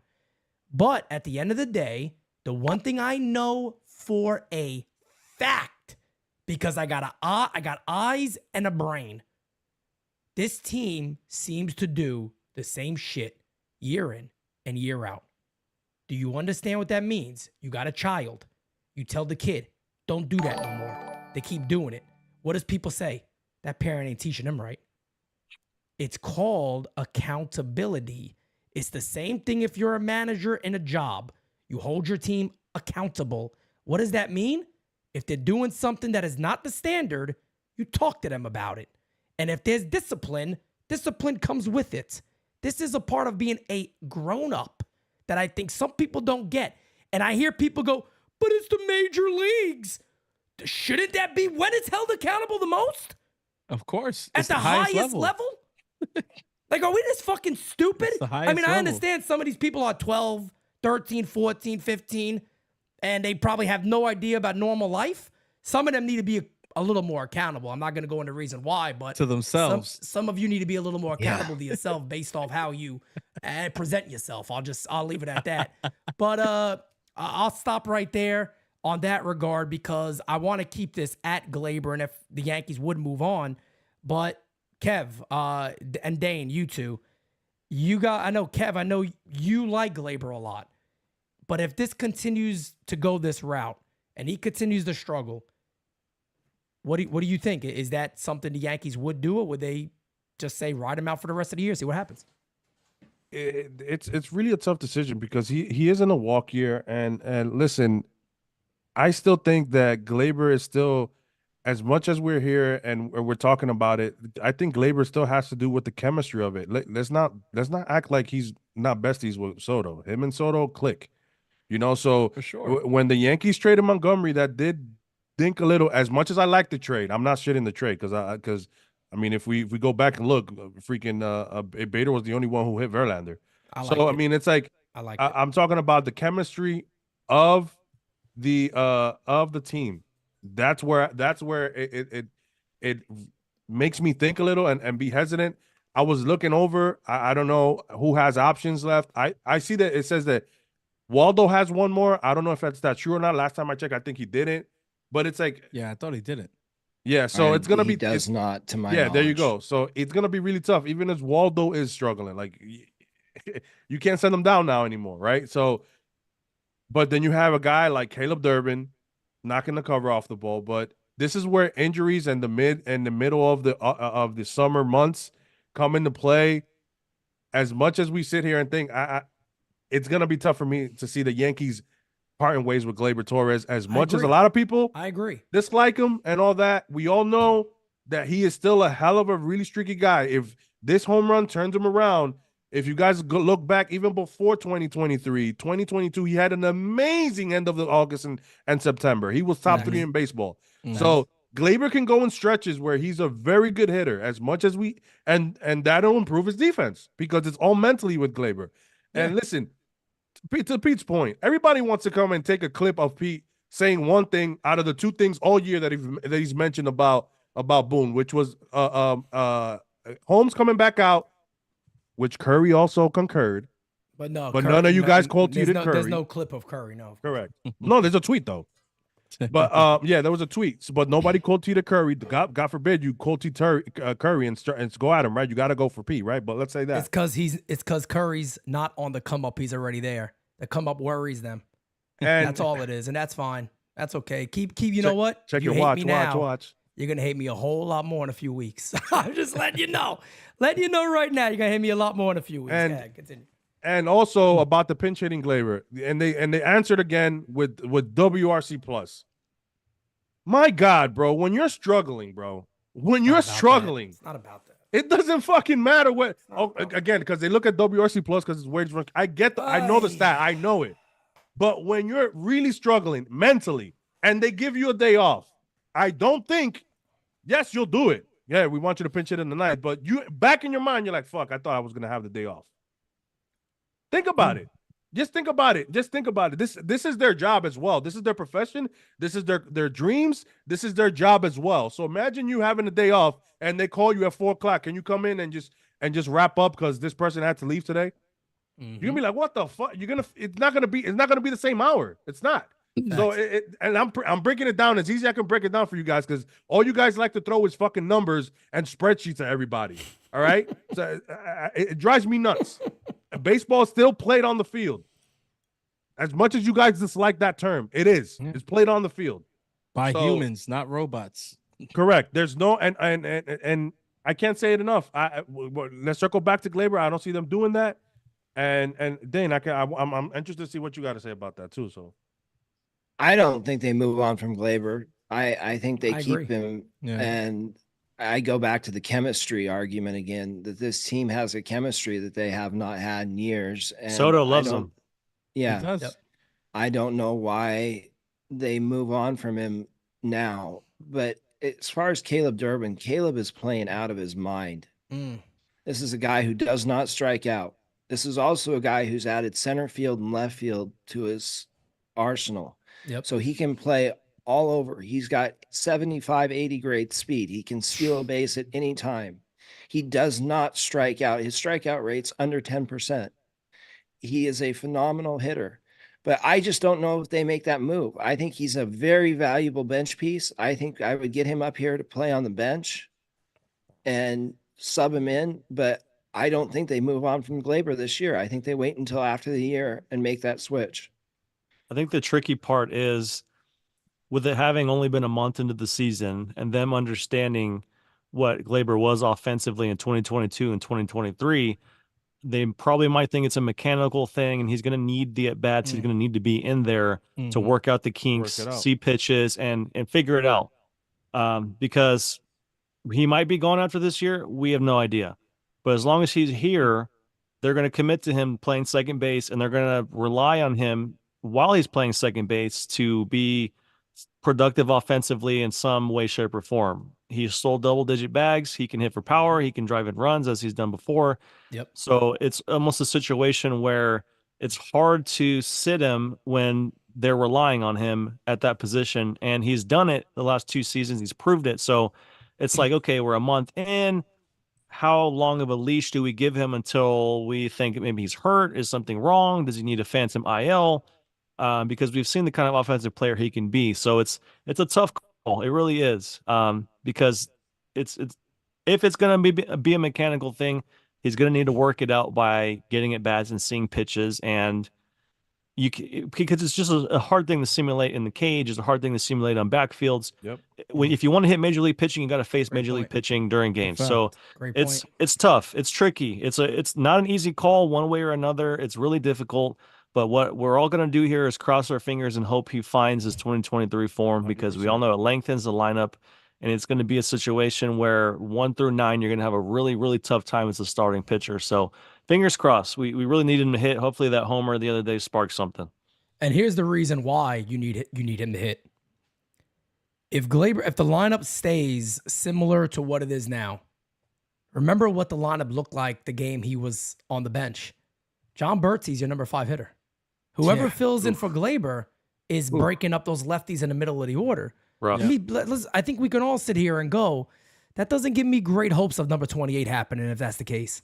Yeah. Glaber Torres is Glaber Torres, then yeah, that is a guy.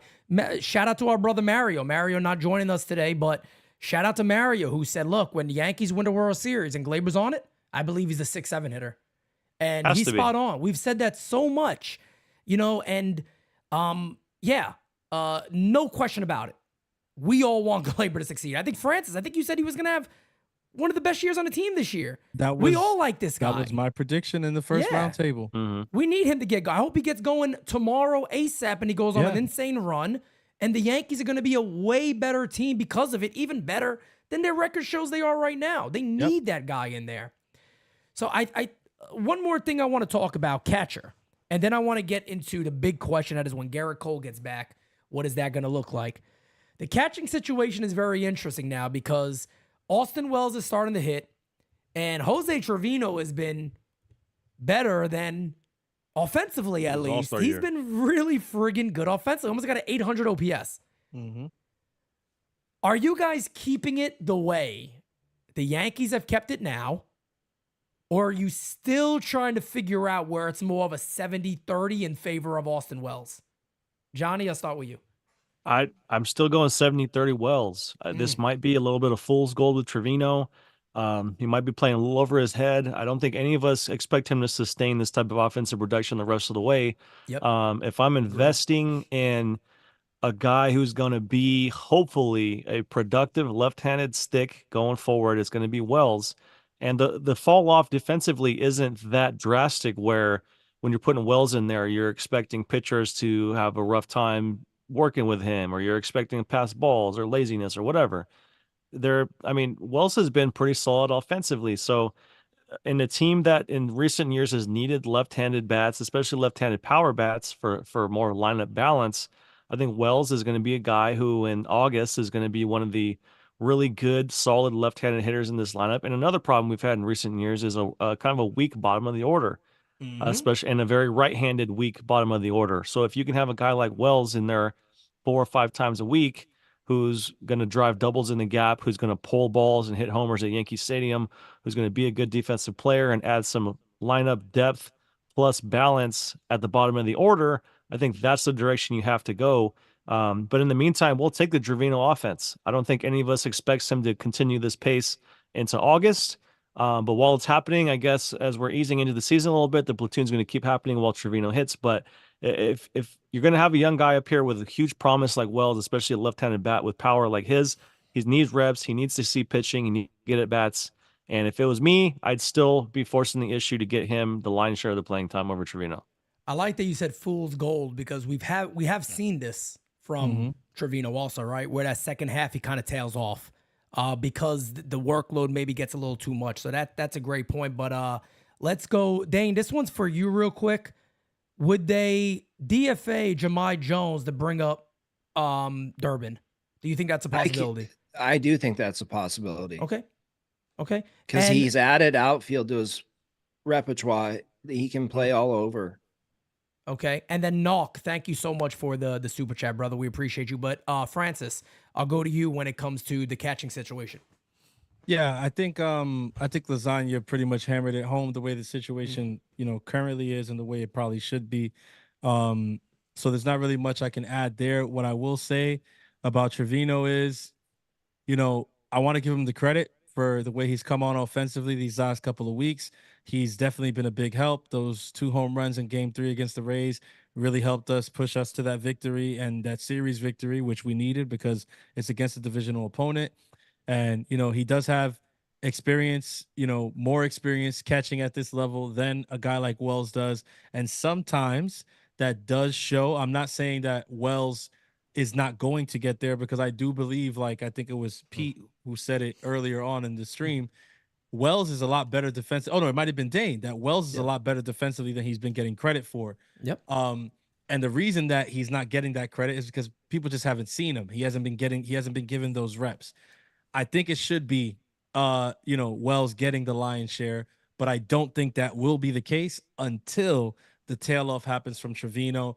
And call me crazy, but I feel like that is what the Yankees are planning and waiting on. I think right now they're going to ride the hot hand with Trevino and, until that cools down. But I feel like as soon as that starts to cool down, you're going to start to see Wells get in more and more and more. And I think the end of this season will look like the beginning of this season, only reversed, where Wells is going to be the one getting those starts and Trevino is going to be the one coming in. And that's only because I think that Lasagna's spot on, that Trevino's going to tail off and Wells is going to get those reps. And we all believe in him because I think when he does get those reps, he's going to show why he's going to be our guy going forward. Well, I mean, he won't be the only guy going forward. I mean, there's somebody down there right now who looks like he's going to give him quite a run for his money. But he's definitely going to be one of those guys going forward, and I'm very happy for him. And I think that's how the season is gonna. If I had to bet, that's how I would bet how it turns out. Let's go to Kev. Listen, Johnny loves to just shit on my personal favorites. Trevino, like, I have a soft spot. I ain't for shitting Trevi. on him. I said he's hitting well. Fool's gold. The fool's gold was a little like he's not going to hit 300 their whole year. It's a trend, but it is a trend. It is a trend. Yeah, there's a trend, and that is correct. But I just didn't like the fool's gold. It's like adding a little extra. It's all right, Johnny. Johnny is not in the sauce. Hey. I get it. Hey, but Wells, I will say Wells this. Regs, dude. I want to see Wells. I'm over But Francis made the perfect point. You got a guy who's a notorious slow starter in Wells, and a guy who usually, if you look at Trevino splits, when he had his All-Star year, first half is when he raked. Exactly. So if we get this, how can we be mad? Trevino starts to slip off, then you slip in Wells when he gets hotter, and then nobody's arguing. No Diddy. Hey, yo. This is all Diddy. I don't know what we're doing over here today. Diddy in this roundtable. Take that. But listen. I also want to say this to Pete's point. I looked up the catcher's framing, framing runs. They're top 5. Trevino's 3rd, and Austin Wells is 5th. Yeah, and they both seen Trevino seen 590 pitches, and Wells seen 599. Number 1 is Elias Diaz from the Colorado Rockies. That's an entire league, by the way. So again, he's making a point defensively, which I think we have to give some credit to Trevino on that, because that's what I think Trevino can bring, is help out the young catchers defensively. And I mean, I don't know much about Wells. I don't know if he was a great framer in the minor leagues. Was he, Dane? He wasn't bad. He's gotten better as he's gone up. Would you maybe say that maybe Trevino has something to do with it? So, I mean, it's a win-win for the organization. And that was my point when he came in, and I didn't want to see Higgy anymore, because Trevino was just a better hitter and a better defensive player than Higgy. And Higgy should have never sniffed more than 3 at-bats a month. So that was my main point. And honestly, with the catching position, I mean, every time I get a chance, I shout out El de lo mío personal, Agustin Ramirez. He's knocking on the door. I truly believe at the deadline he might be added to the 40-man if they trade Narvi. He already is. He's already on the 40-man. Oh, yeah, you're correct. Yeah, he already is on the 40-man. So listen, he's the next guy up. He is. He truly is. So if you might see a guy be like, if Trevino maybe wants to be dealt, but I don't see them doing that either, but because he manages everything so well. But the catching position, I think the Yankees are more than good right now. And I can't wait for my guy, Agustin Ramirez, to be up here. And real quick, I mean, Trevino's a career 240 hitter, 648 OPS guy. Right now he's hitting 50 points higher than his career average on the batting average and 150 points higher on the OPS. The regression to the mean is coming. For now, the platoon is cool. It works. Trevino hits when he's in. Wells is doing better when he gets more playing time. But if I'm investing in August and September, I want the power lefty bat splitting gaps in there at the bottom of the order. Trevino, if he keeps it up all season, holy shit, tip of the cap, because I don't expect it. For now, it's working, but I would still want to get Wells more ABs in there, especially as a guy who's going to add more balance to the bottom of the order, because those lefty bats at Yankee Stadium play. So I'm not shitting on Trevino. I mean, he's hitting well right now. He hit well in early 2022. He seems like a nice guy. He's hitting 290. I mean, tip of the fucking cap. Like you said, Higgy never sniffed that. He's a batting practice warrior. He's a spring training MVP. But yeah, for now it works. But going forward for the future, I'd love to see Wells get more ABs and get in rhythm, because that's a 2025 homer dude who can really do some damage at the bottom of the order and flip the lineup to get Judge and Soto and all those guys back up there. So we'll see how it goes. I don't disagree with you, Johnny, by the way. And the last nights of the roundtable, we thought it was going to be like a 70-30 split. I think we said. We did. We all agreed on that. Yeah. So, and I wasn't mad with that. I thought, and I still think Trevino's going to catch the majority of cold starts when he gets back. But besides that, I don't think there's anything else. Kev's gonna be sleeping tonight, and at like 4 a.m, he's gonna have a dream, and the dream's just gonna go like this. Fool's gold. He's gonna wake up. He's gonna wake up out of it. He's gonna hear fool's gold. What the fuck are you talking about? What are you talking about? But Dane, and another thing too, real quick. You hear a lot in the chat when you talk about this, and nobody said it right now. I'm kind of surprised. Is they bring up Jorge Posada and Joe Girardi. I think it's a little bit of a different situation in that regard. Joe Girardi was a guy that the Yankees brought on. He was there for a little bit of the time. Never really kind of had the potential that the Yankees believe in even a Trevino. If you guys know and we all know about our Yankees here, but he's a leader in the clubhouse, like a legitimate leader. He's talked upon as being one of the main guys in that clubhouse. We know one thing. He's a tough fucking dude. We know that. I mean, there's not. He's one of those guys you look at and go, yeah, this is Trevino's a guy that'll go out there to war any single day, every day of the week if he has to. And those are somebody that you do have value in. But I don't think Johnny is wrong either. I think he's playing a bit above his head offensively. And I think Francis brought up a great point too, is that maybe later in the second half you start to see that 70-30 a little bit more. But Dane, go ahead. You guys said everything. Trevino is playing a little bit over his head. I'm sorry. He's been a career backup, and we saw it his All-Star year where he regressed backwards after the All-Star break or whatever. That's the perfect time to get Austin Wells to 70% of the playing time, is towards the end of the year when you want to see that power down at the bottom of the lineup. And look, the future at that position is Austin Wells and Agustin Ramirez. Tell us, tell the fan, because Dane, we're obviously into that point. Right after this, we're gonna get into Cole real quick, then we'll get ready to wrap up here. But tell us really briefly, give us a little bit more than just the statistics on Agustin Ramirez. What have you heard about him?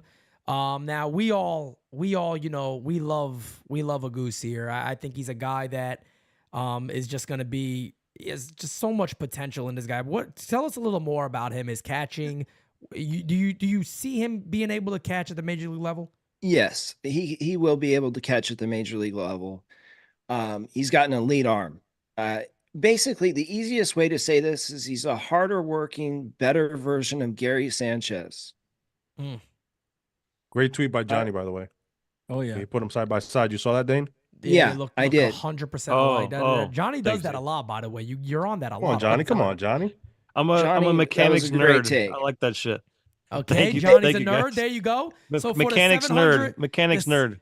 The 786 Twitter accounts he has blocked. He's right there with Hey, I don't know why they still. I say it all. Man. He's Sergi Baca out there with the block button, bro. I say it all the time, man. I'm not hard to find. I go to this. I announce when I'm going to the stadium. If you guys all want to get in line and take the heat, get in line, baby. It'll be like the Judge Burger line. I'll stand there and I'll flick all you fucking flies out of here. I'm like, I ain't scared. So you know who Johnny is? He's that kid from the fucking Twilight Zone episode. It goes to the cornfields, and the guy exactly.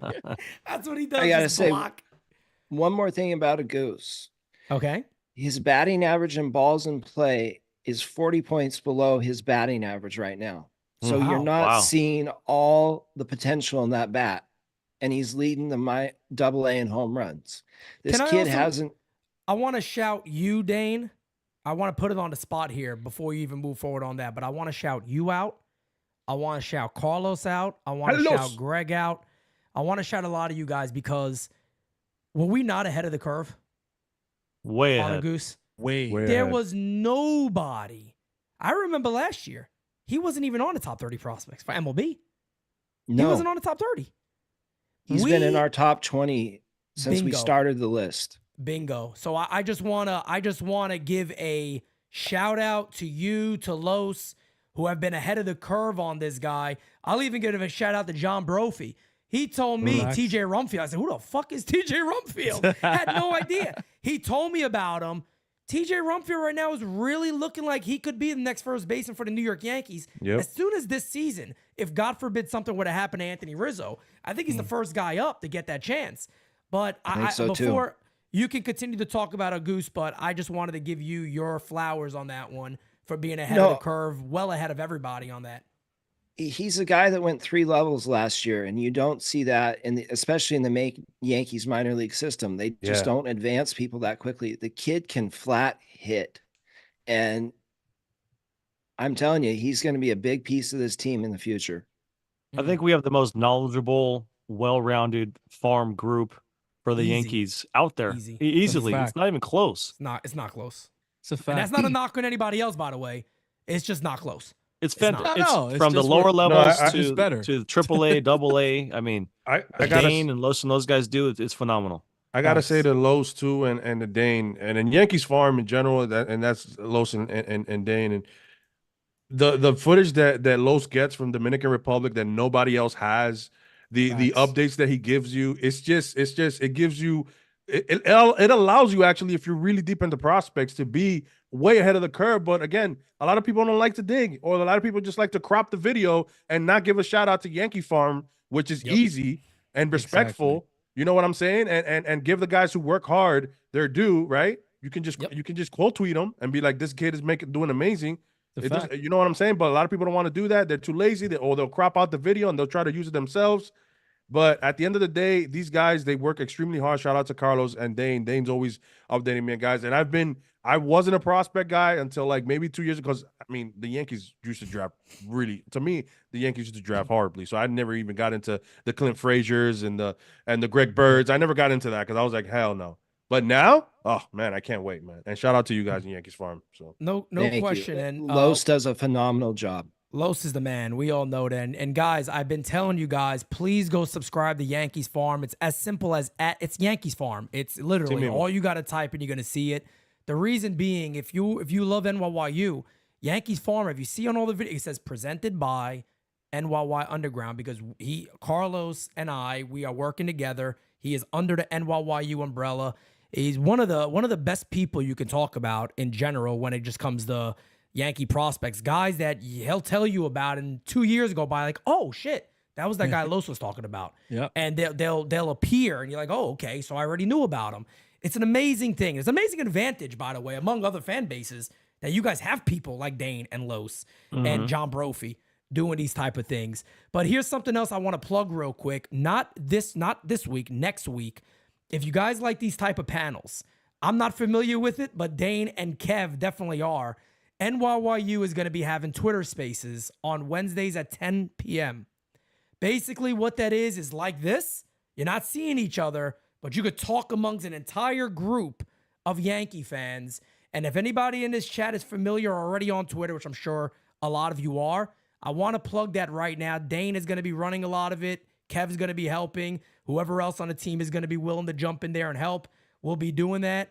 But I think that's another great thing that NYYU is adding to what we already do now, because we are all about the fan. We're all about the interaction. We love it. We bring it right to you guys, is what we do. It's who we are. So, Dane, thank you, by the way, for letting me know about the spaces and doing that. Kev, you too. And that's going to be another great addition to what we do. And it's a lot of fun. It gets very funny at night.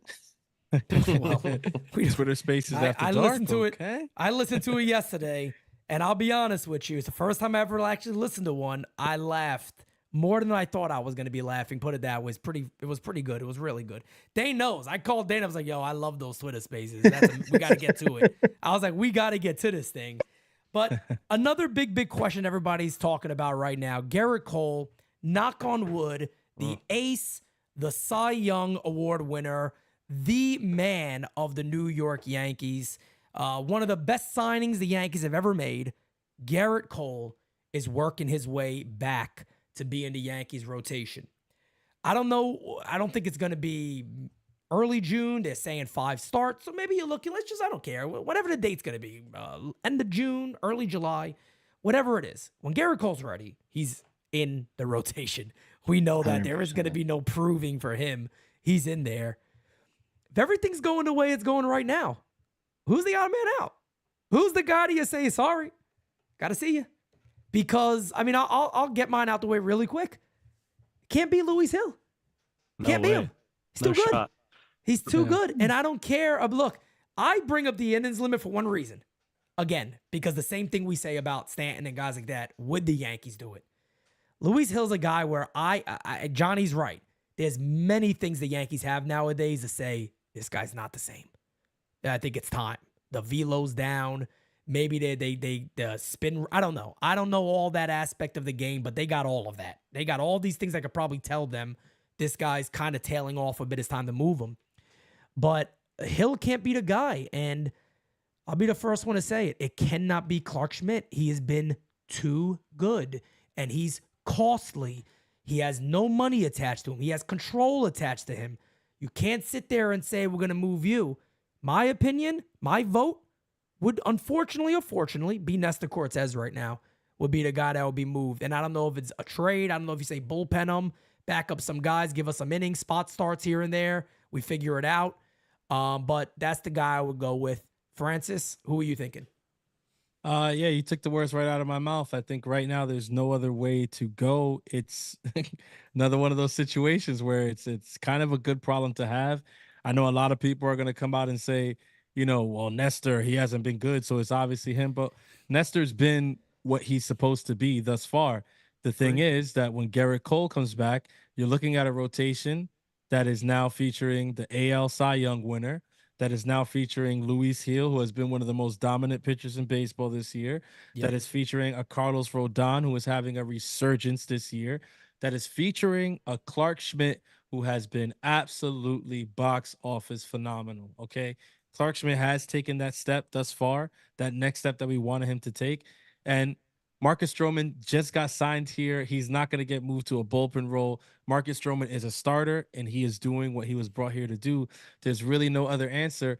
Nestor's the odd man out. And again, it's not like there's not a history of the Yankees doing, funky things with Nestor. No Diddy. Right, there was the whole opener thing. there was the whole opener thing with him and Chad Green a couple years back. They've tried different methods of how best to use Nestor and things like that. So to me, it's not out of the realm of possibility that they find some way to utilize him in the bullpen for a while, just to make sure that we're good in terms of rotation. And hey, if somebody comes calling at the deadline, because starting pitching is at a premium. I know some people in the chat are going to think that I'm absolutely out of my mind for saying this. I promise you, there will be a decent amount of teams who will probably call and try to say, hey, what would it take for us to get Nestor back in a trade from you guys? 100%. Because again, the expectations for Nestor have been met thus far this season. If he continues that way, he can be a very valuable option to a lot of rotations around the league. So it wouldn't shock me at all if, Cashman entertains it and maybe, trades him and maybe he bolsters the bullpen. Maybe he gets a utility guy. I don't know. Maybe he gets, whatever, but it's not out of the realm of possibility that, he finds, a way to flip Nestor to improve this team after, trying him out in a bullpen role a little bit. I think he's the odd man out, though. I think that much is clear. Okay. Dane. Well, I'm going to go with what Francis said. I think you got to trade Nestor Cortes. He's got a year and a half of control left. He's not expensive.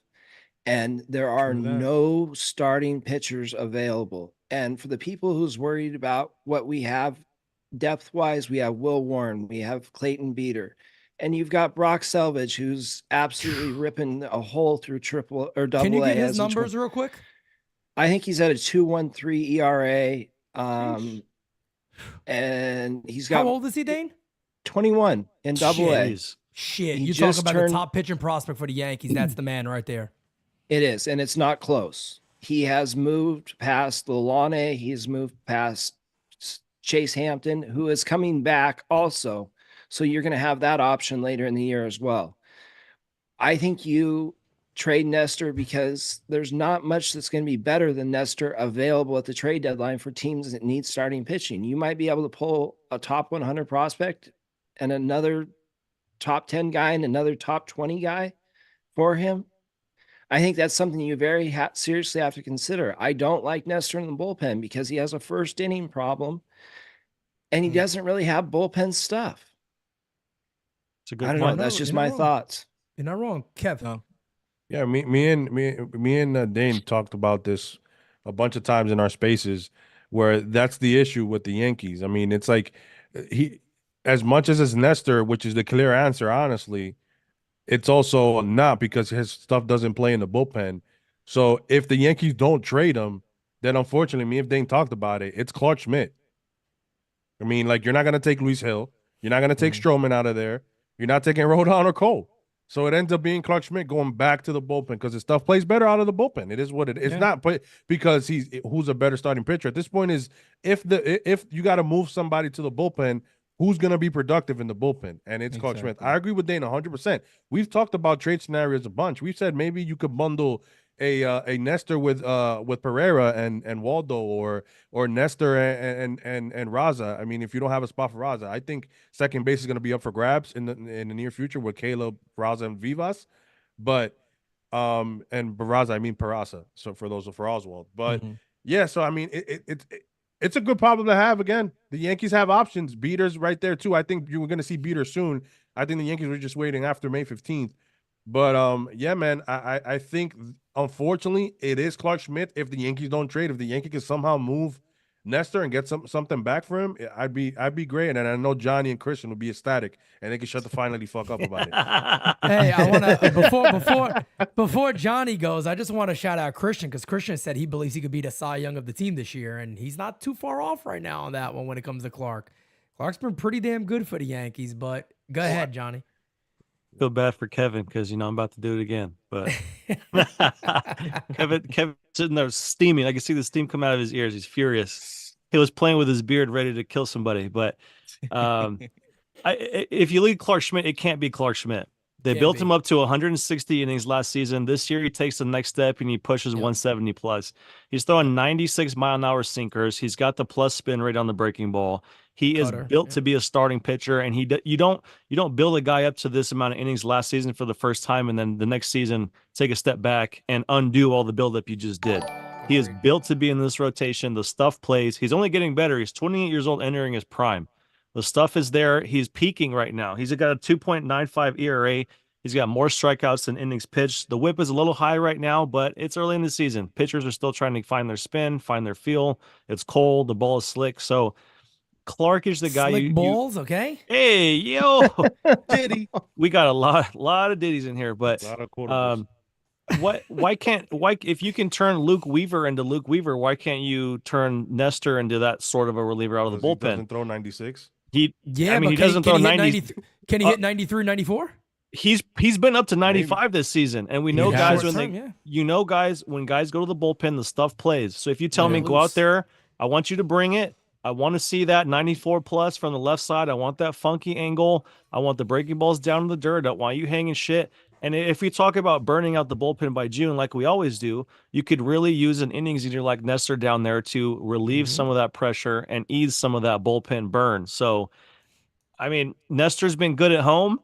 I don't know, maybe just using him out of the bullpen at home. Maybe he could throw 2 or 3 innings to bridge the gap if some guy goes short in the game. I don't know. But you can't take Clark out of this rotation. Stroman's built to be a starting pitcher. Carlos Rodon ain't going nowhere. Luis Hill is throwing 1 billion. I don't know what his innings limits is, but that's ace type stuff. You can't throw him in the bullpen because he's gonna take a step back too.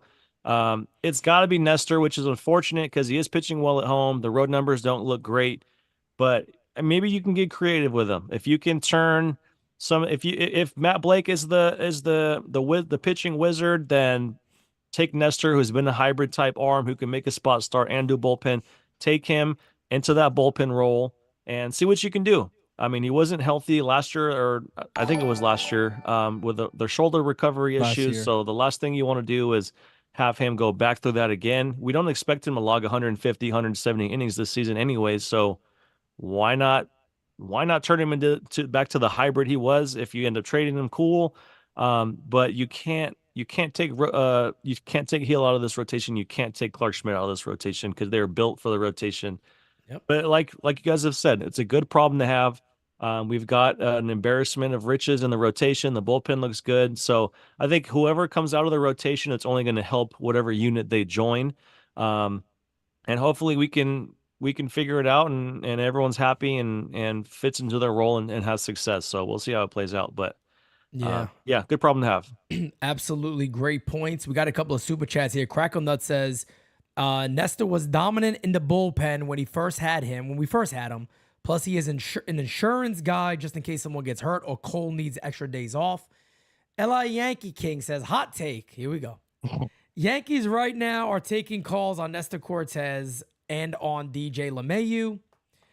Leading up to Garrett Cole returns, and I could see the Padres acquiring Nestor Cortes. We'll see about that. John Brophy is in the chat. John, we shouted you out. Just want to give John Brophy a there shout he out. is. Yes, sir. We shouted out John Brophy earlier for how great this team covers Yankee prospects. Is there anything I'm missing on the pitching side? I know, Dane, you brought up Neely as one guy who could really make a big difference for this club. He's an absolute electric arm out of the bullpen. He's in Double-A right now, but he is kind of really should just come up be an automatic late inning guy, right? Yeah, he should. He's 6'8", and he's got a release point that's all the way up here. Everything looks like he's pitching straight down a hill, and it's impossible to pick up out of his hand. And he's another guy that goes 2 to 3 innings, or 2.5 innings usually, or 2 1/3. He is a elite pitcher, and he has closer stuff, so he could come up and affect the back of that bullpen right away. Clayton Beater is another guy. We saw him up here earlier in the year. Yep. Love him. But he's pushing. He looks really good in the rotation right now. I don't know how you take him out of a rotation spot, but there's no place to pitch him. Maybe you look at him to be somebody who gives you some innings in the bullpen. Will Warren as well. Weather's getting warmer. He's a warm weather pitcher. We have so much pitching, it's not even funny. So can I say one thing about Clark Please, Schmidt? go ahead. Because I mean, I love what he become because I couldn't stand watching him in the beginning of last year because he couldn't get out of the 4th and 3rd inning. It was ridiculous because he couldn't get lefties out, and he's grown to be the way his off speed is looking, his cutter got a lot better. It's helping him with the lefties. Actually, this year, he's gotten lefties, I think, to expect a batting average of 236, which last year was way over 300. So he's done an amazing job. But he still has one issue, and he can't pitch after the 5th inning. He has a 23 ERA in the 6th, and that's in 6 appearances with 2 2/3. He has 7 earned runs in the 6 innings, 7 before, and every other, and all total before. He can't pitch 3 times through the order. So the Yankees have to figure it out. Listen, I'm not taking, I got to throw some shots. You guys throw some shots, and we got to be clear.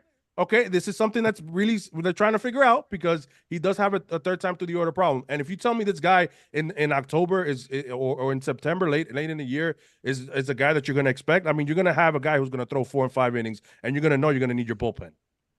Can I say one thing real quick, too? Nestor will feel great after Clark comes out of the 5th. Nestor will be that perfect middle relief guy right after him. I was just gonna say, and no, Johnny, not exactly that, but that makes sense. But is it okay? So let's just say he is a 5 inning guy, and he's a 5 inning guy at a mid-2, high-2, low-3 ERA. Garrett Cole coming back. That's not valuable. No, I'm not this. I'm not this. My point is we got to trade him because his stuff doesn't play in the bullpen as much as you guys think it will. I don't think it. I mean, I think his mindset is great because I think Nestor will play wherever you put him. I think Nestor will play third base if the Yankees would ask him. And Dane's there as well. If somehow they can be like, listen, you're going to the bullpen and now you're going to pitch 1 or 2 innings and we need that fastball at 95. You can give it your all because all you're going to be pitching is 1 or 2 innings. And Nestor lives up to that role where he can help out Luke Weaver. Now you got a decent lefty out of the pen. Who's mad at that? That's an issue that we just solved. You know what I'm saying? But it has to play in the bullpen. You don't want a guy coming in a 2-run lead with a guy on, and Nestor gives up a cutter in the middle, and now you're shitting on Nestor because, again, I don't think his stuff plays in the bullpen, but that's what I'm saying. But I think his most valuable shot right now is to trade Nestor because we do have depth in the minors that the Yankees will have to see next year anyway. So why not give him the chance this year? And the thing about Clark, last year was the most innings ever thrown in his whole life as a starting pitcher. So he's had 1 year under his belt as a major league full-time starting pitcher. So that learning curve of facing the order a third time, sometimes it takes a little bit, but his stuff is there. He went 6 2/3 in his last start. So he's showing a little bit more that he can get deep into a ball game. The growth period of a guy who was rotation bullpen into becoming a full-time starting pitcher, sometimes it doesn't happen right away. Right now he's working out the kinks, but if working out the kinks gets me a 2.95 ERA while you're trying to figure it out at the highest level, what is the peak for this guy? He's just starting to become that everyday take the ball every 5th day kind of guy. So I mean, with the stuff he has and what he's doing right now while trying to figure it out, I mean, that's a guy you just cannot. You've invested in building him up to what he was last season and taking the next step this year as a 175, 180 plus inning guy. You can't take that step back and undo all of that investing that you've done into stretching him out just because you got to fit Garrett Cole back in the rotation. Clark has to be in there. So like a lot of us have said, Nestor ends up being the odd man out, and Kev made a great point. If you have the organizational depth, then you're at a point of leverage with Nestor because, like Dane also said, there's really no starting pitching out there to get. So if you dangle a Nestor out there who can go 5-6 plus innings, a lefty, a little bit of a kind of wonky arm angle, kind of throws it off a little bit. If you got a lot of hard throwing righties in the rotation, maybe you mix in a soft throwing lefty, it might make a lot of sense for some teams. So maybe trading him is the best way to go. But I mean, it's a good problem to have. We're in a good spot. Let's also remember, Francis, I know you want to go after this, but I just want to bring this up about Clark Schmidt that a lot of people forget.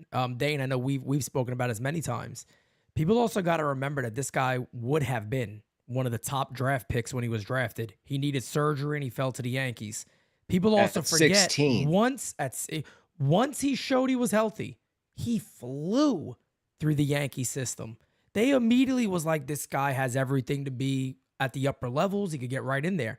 So I'm not making excuses here for Clark, but I feel like the Yankees have a chance here to develop a really good starting pitcher that they normally don't do. Yeah, he's the last guy I'm sitting there going, after the progression that you've made, being under a 3 ERA guy right now, and you're showing improvements across the board. How do we sit here right now and go, hey, brother, Cole's back, you're in the pen? I can't see them. I just can't. I can't see them. But it's also smarter Yankees, Pete. True. That's why I'm leaning to what I'm saying. I'm not disagreeing with any of you guys. And I'm not, again, I love a guy until he's a Yankee. And if he's not, Dane and me trade guys all the time, bro. We were talking about Jason Dominguez maybe. And we're not saying trade Jason Dominguez. I'm just saying we throw ideas out there because that's what we like to do, right? But yeah, sometimes that might be the best value for Nestor right now that you get. So why not trade him? Francis, I know you had a point. Yeah. No. The point I wanted to make is just, look, it's not so much saying that I think Nestor's going to go to the bullpen and have, like, knock down, drag out stuff. He's going to blow guys away. But I think what gives Nestor, kind of I don't know, like just kind of an edge if you put him in the bullpen is that look at where Nestor has struggled this year, right? As a starter, he's struggling against the stronger lineups, the elite lineups that feature really good right-handed hitters. If you put a guy like Nestor in the bullpen, you're putting him into situations where think he's going to be successful. It a great becomes a point. matchup game. And I think that's somewhere where you might see Nestor be able to excel. And you just said it, Kev. He has a great mindset and a great attitude. Nestor's the kind of guy who has shown that he's willing to try whatever. Like the team puts, something in front of him. He's like, okay, I'll try it. I'll try this. I'll try that. Who knows? Like, you never know. He might be a guy who can go to the pen and you bring him in there to a specific part of the lineup where he can dominate, and all of a sudden he looks like a very good arm out of the pen. You never looks know. like a great value, Wandy Peralta. Yeah, I mean, you never know. You never know. That's what I'm saying. But that's He's my the point. Timu version. You really never know. One of the Damn. One of the great Wandy points that is wild. Timu Wandy, wow. One of the great points that Dane also brought up is you got to remember this, right? It's not like Ferguson has been lights out. It's not like, Gonzalez has been amazing. We don't have anybody in the minor leagues that's some hard throwing lefty or a guy that could get batters out. It's almost makes a ton of sense. It's almost a logical move to say, try it there first. If it does not work, then maybe you do got to make a decision on a trade. But facts. I mean, other than that, you look around this club. I mean, I'll ask this big question again, considering that this is kind of what Nights at the Roundtable is. We project, we talk about what has previously happened, and then we project forward. Beginning of the year, a lot of you, I believe Kev did. I think Mario did. I don't want to speak for everybody, but I know I had the Yankees finishing second to the Baltimore Orioles.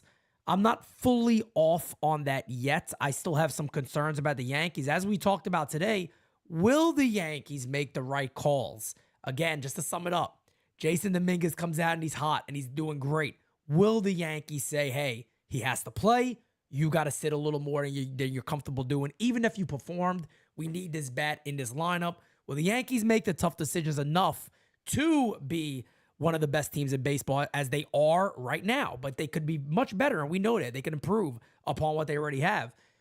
I'm still going to sit here and say I am a little more favoring that the Yankees could win this division if the right things are done, but I still have concerns there, and I do think that, let's not forget, Baltimore got Bradish back.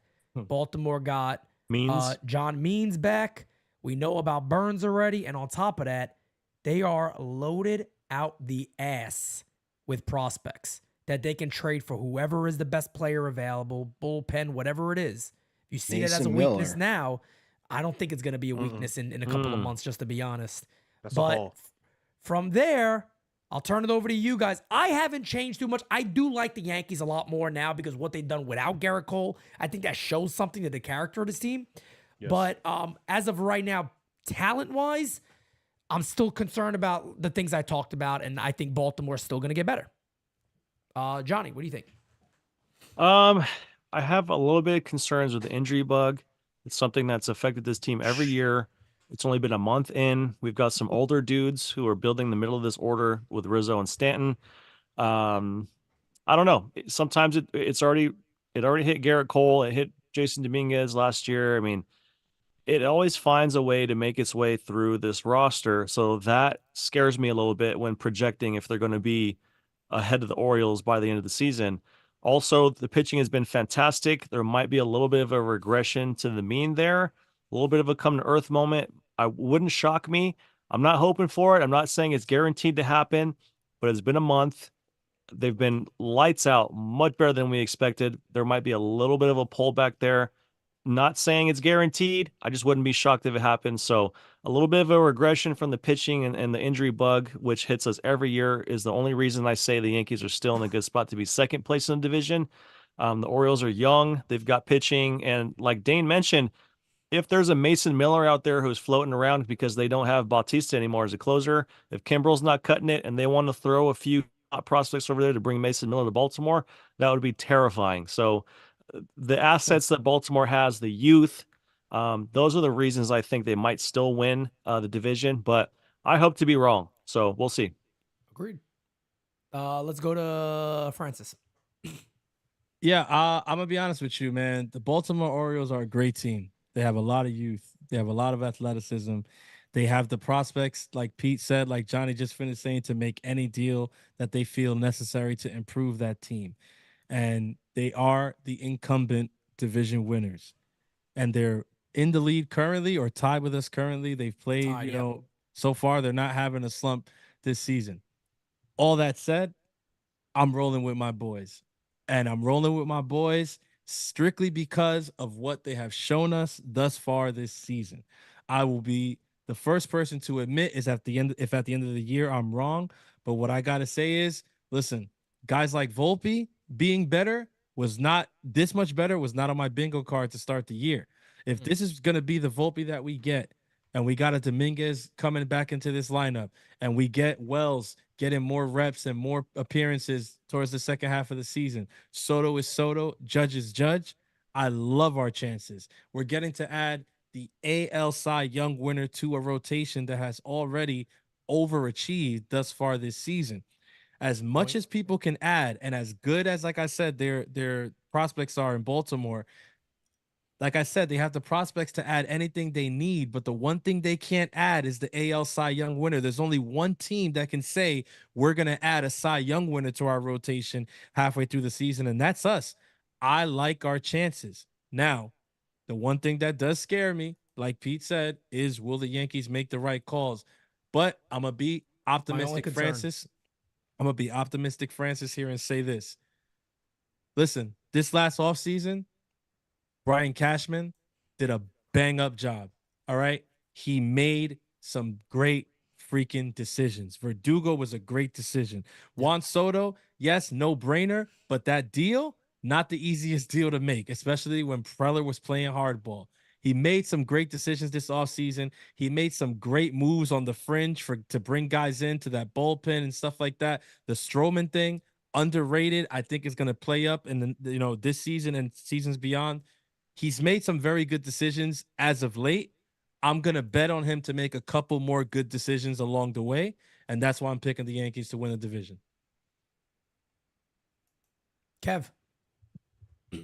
I'm not going to change my tune since the last nights of the roundtable. I think it was just me and maybe Francis at the end. I convinced Francis to jump on the train at the end. Mario too. Mario's. Well, Mario hates the Orioles. Yeah.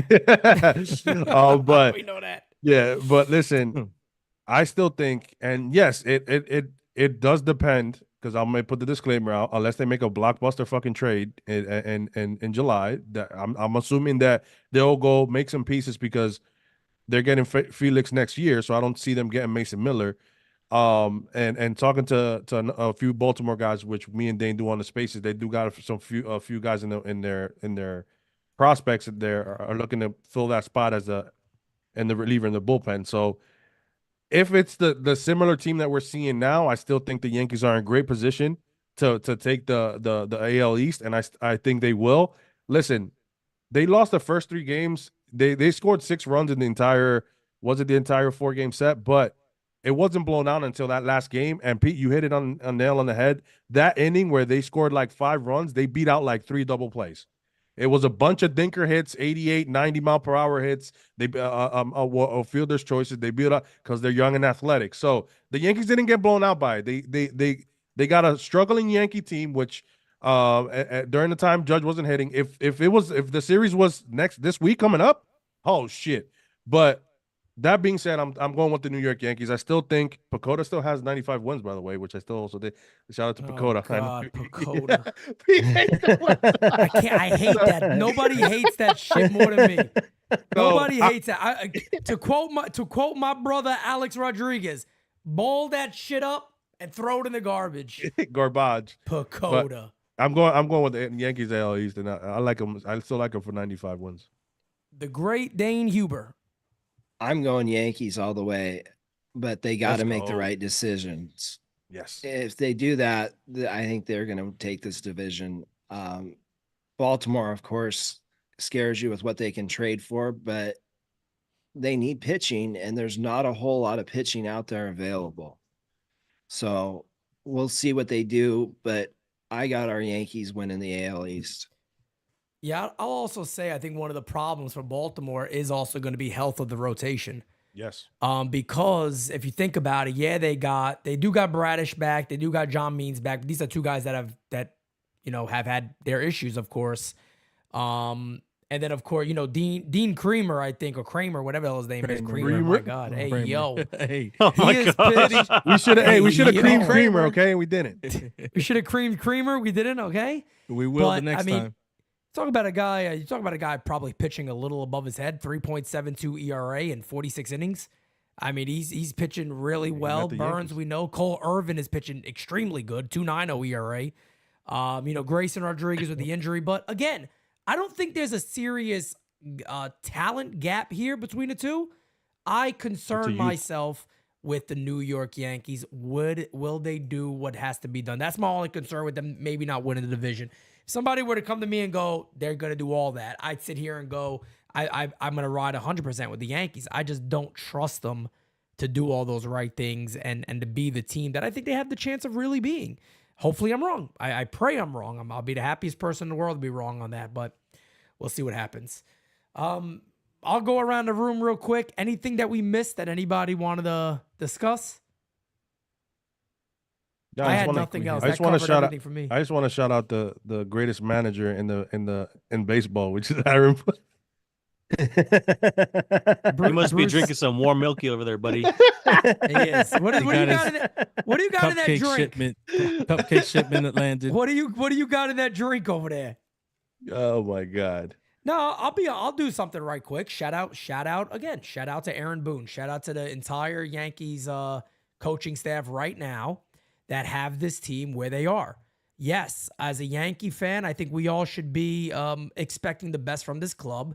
There's 100% things I can't stand about Aaron Boone that I really dislike. But the funny thing is, I've given him credit many times. If anybody watches me, right, I want to just bring this one point up because he actually did it. And when he did it, I shouted it out. I said, oh my God, I can't believe this is what I've been begging for.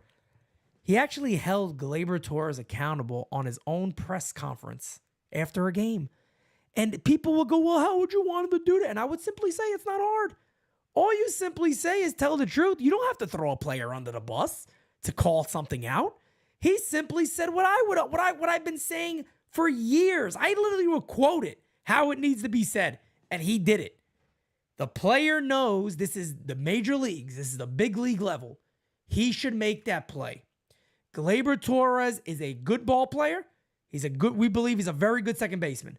That's a play he needs to make. Guess what he just did? That's called holding him accountable to a standard. It's all we ever ask for. But Boone has done it for far too long of not doing that. Of arguing. Remember, you guys remember his great radio tour of telling everybody that IKF's the best shortstop in baseball? Oh, brother. He's the biggest cheerleader in baseball. He's to the point the Yankees had to go, enough. Tell this guy to stop. Call Peraza up. We can't do it no more. Beg him to stop. And, that's my only thing. Other than that, Aaron Boone's been fine. I don't have things to sit here and yell about. Do I think he's the best manager that could be for this club? No, I don't. That's my opinion. I hope he proves me wrong and I can sing a Taylor Swift song for him. I'm willing to do it. I'm ready to do it. I don't think he's the right guy. That's it. Can the Yankees win like that? Yeah. But it is what it is. What I'm interested to see and what I'm excited to see play out is, can the Yankees maintain this pace? Everything has gone perfectly so far. Right. Almost everything. Judge wasn't playing right. They still hit. Judge struggling. They still win games. They've set a really, really high grade for the rest of the season based on how they've started this year. We saw how the second half of 2022 went. We've seen injuries ravage this team before. Is this year different? Baltimore is off to a crazy pace, but last year they won over 100 games. They showed that they can maintain it. They can pull a random 3D printed blonde guy out of the minors, and he's going to be good, just like the other 30 of them on that roster. So can we keep up with the pace that we've set with ourselves? Can we match Baltimore's early pace? Can we beat them is my question. Head to head. Your first test, you failed. Second test, fix it. So that's going to be the test for this team. Can you stay healthy? Are the additions going to be enough to not only maintain Baltimore's pace, but surpass it? Because you're going to have to surpass their pace to win this division. So it's going to be really interesting to see play out. I have confidence they can do it. My fingers are crossed. And we'll see how everything goes. But like the Texas Rangers did last year, if we finish second and make the wild card, you can still win the World Series. Yep. 1,000%. So would I love to see a division win? Sure. Can we maintain this pace? I don't know. You're going to have to show me. Can you beat Baltimore? I don't know. You got to show me. I know they beat us with a few little bleeders here and there, low BABIP kind of hits and stuff, but when you got guys who don't strike out all the time, those things happen. You put the ball in play, good things happen. Sometimes balls find the grass. Sometimes they find a hole in the infield. It's just the kind of luck that we have sometimes, and the other team has as well when they find ways to beat us, and we fall a little bit short. But this is the Juan Soto Yankees. We're getting Garrett Cole back. We're getting Dominguez back. Can the bullpen and the rotation hold up long enough? Can we stay healthy long enough to match or surpass Baltimore's pace? I don't know, but I'm very excited to watch it every day like I always do. And fingers crossed that this is the year that we put everything together and deliver number 28. So let's see. And let's do it, Yankees. Let's do it for NYYU too, man. When we talk about we work, harder than everybody, that's not a fucking brag. That is literally just what we do. Whether it's every game, whether it's post games, whether it's podcasts, whether it's lives, breaking news, it doesn't matter what it is. We want this team to win. We want this team to be successful. And we obviously want what is best for the New York Yankees and to all go together to celebrate a World Series for the New York Yankees. Need it so bad. Me and Mario were talking about the other day. He was like, P, I know we might do watch parties on the road for the World Series, but we might have to do that for the ALCS because, they might need that. I'm like, you know what? You're probably right about that. I think we'd have to figure that out. But we're here for you guys, the fan. Again, everybody that is associated with this team is all in on the New York Yankees winning and all in on the growth of NYYU. We've seen it. We hear you guys. From every aspect of what we do, we hear you guys, and we will continue to be the best in what we do. So does anybody have anything else to add? Because I do unfortunately have to end this live on a bit of a somber, sad note. So I just want to see, does anybody have anything to add, or are we good to go? Good to go. Got to shout out Anthony Medina, who lost his father tonight. Oh man. Anthony Medina is one of the greats of the NYYU chat, one of our longest reigning members, been to our very, very first event and has not missed one since. So I just wanted to express our condolences to his family. Yeah, I know his father's been struggling for a while. So Anthony, we love you, my guy. And again, you know that we're here for you. If you need somebody to talk to, anything, we got you, brother. So I just wanted to unfortunately end the show that way, but prayers to the Medina family and may God give you strength to go through these tough times, because I know it is tough. There's nothing you can say when you lose a loved one, especially your father, man. And I've been there in the situation before Medina. So not that I lost my father, but I lost my grandparents. So I just want to say prayers and may God give you strength to help you out these tough times, man. We're all praying for you, buddy. If you need to talk, we're here. Facts. Yep. Facts. Anything we can do, Medina. Facts on facts. All right, guys, we're going to wrap up. This has been, again, we're going on almost 4 hours of doing this show. I don't know if anybody does. Nobody really does this. So we love you guys. We appreciate you all. Thank you so much. Until next time, we'll announce, of course, when we do another Nights at the Roundtable. But you guys are the best. Thank you for sticking with us. If you have not hit that like button, do it on the way out. Until then, guys, catch you tomorrow for game season. Peace out, baby. It's heavy. Famous love. Yeah, I gotta keep it trendy on my soul. I'm the most selfish person that I know. Here we go, down the rabbit hole. Got a couple carrots around my neck. Self-respect, when you out of line, you put yourself in check. They don't hear me, they don't hear me though. Cycles going round and round and round like a merry-go. Stand for truth, or fall for any old scenario. That's why I keep my circle smaller than a Cheerio. Cause this the company you keep. Stay woke. Don't get caught slick. End up sowing what you reap. Know your worth and don't sell cheap. The ghost is inside of me. Can't take it out of me. No matter where I've been.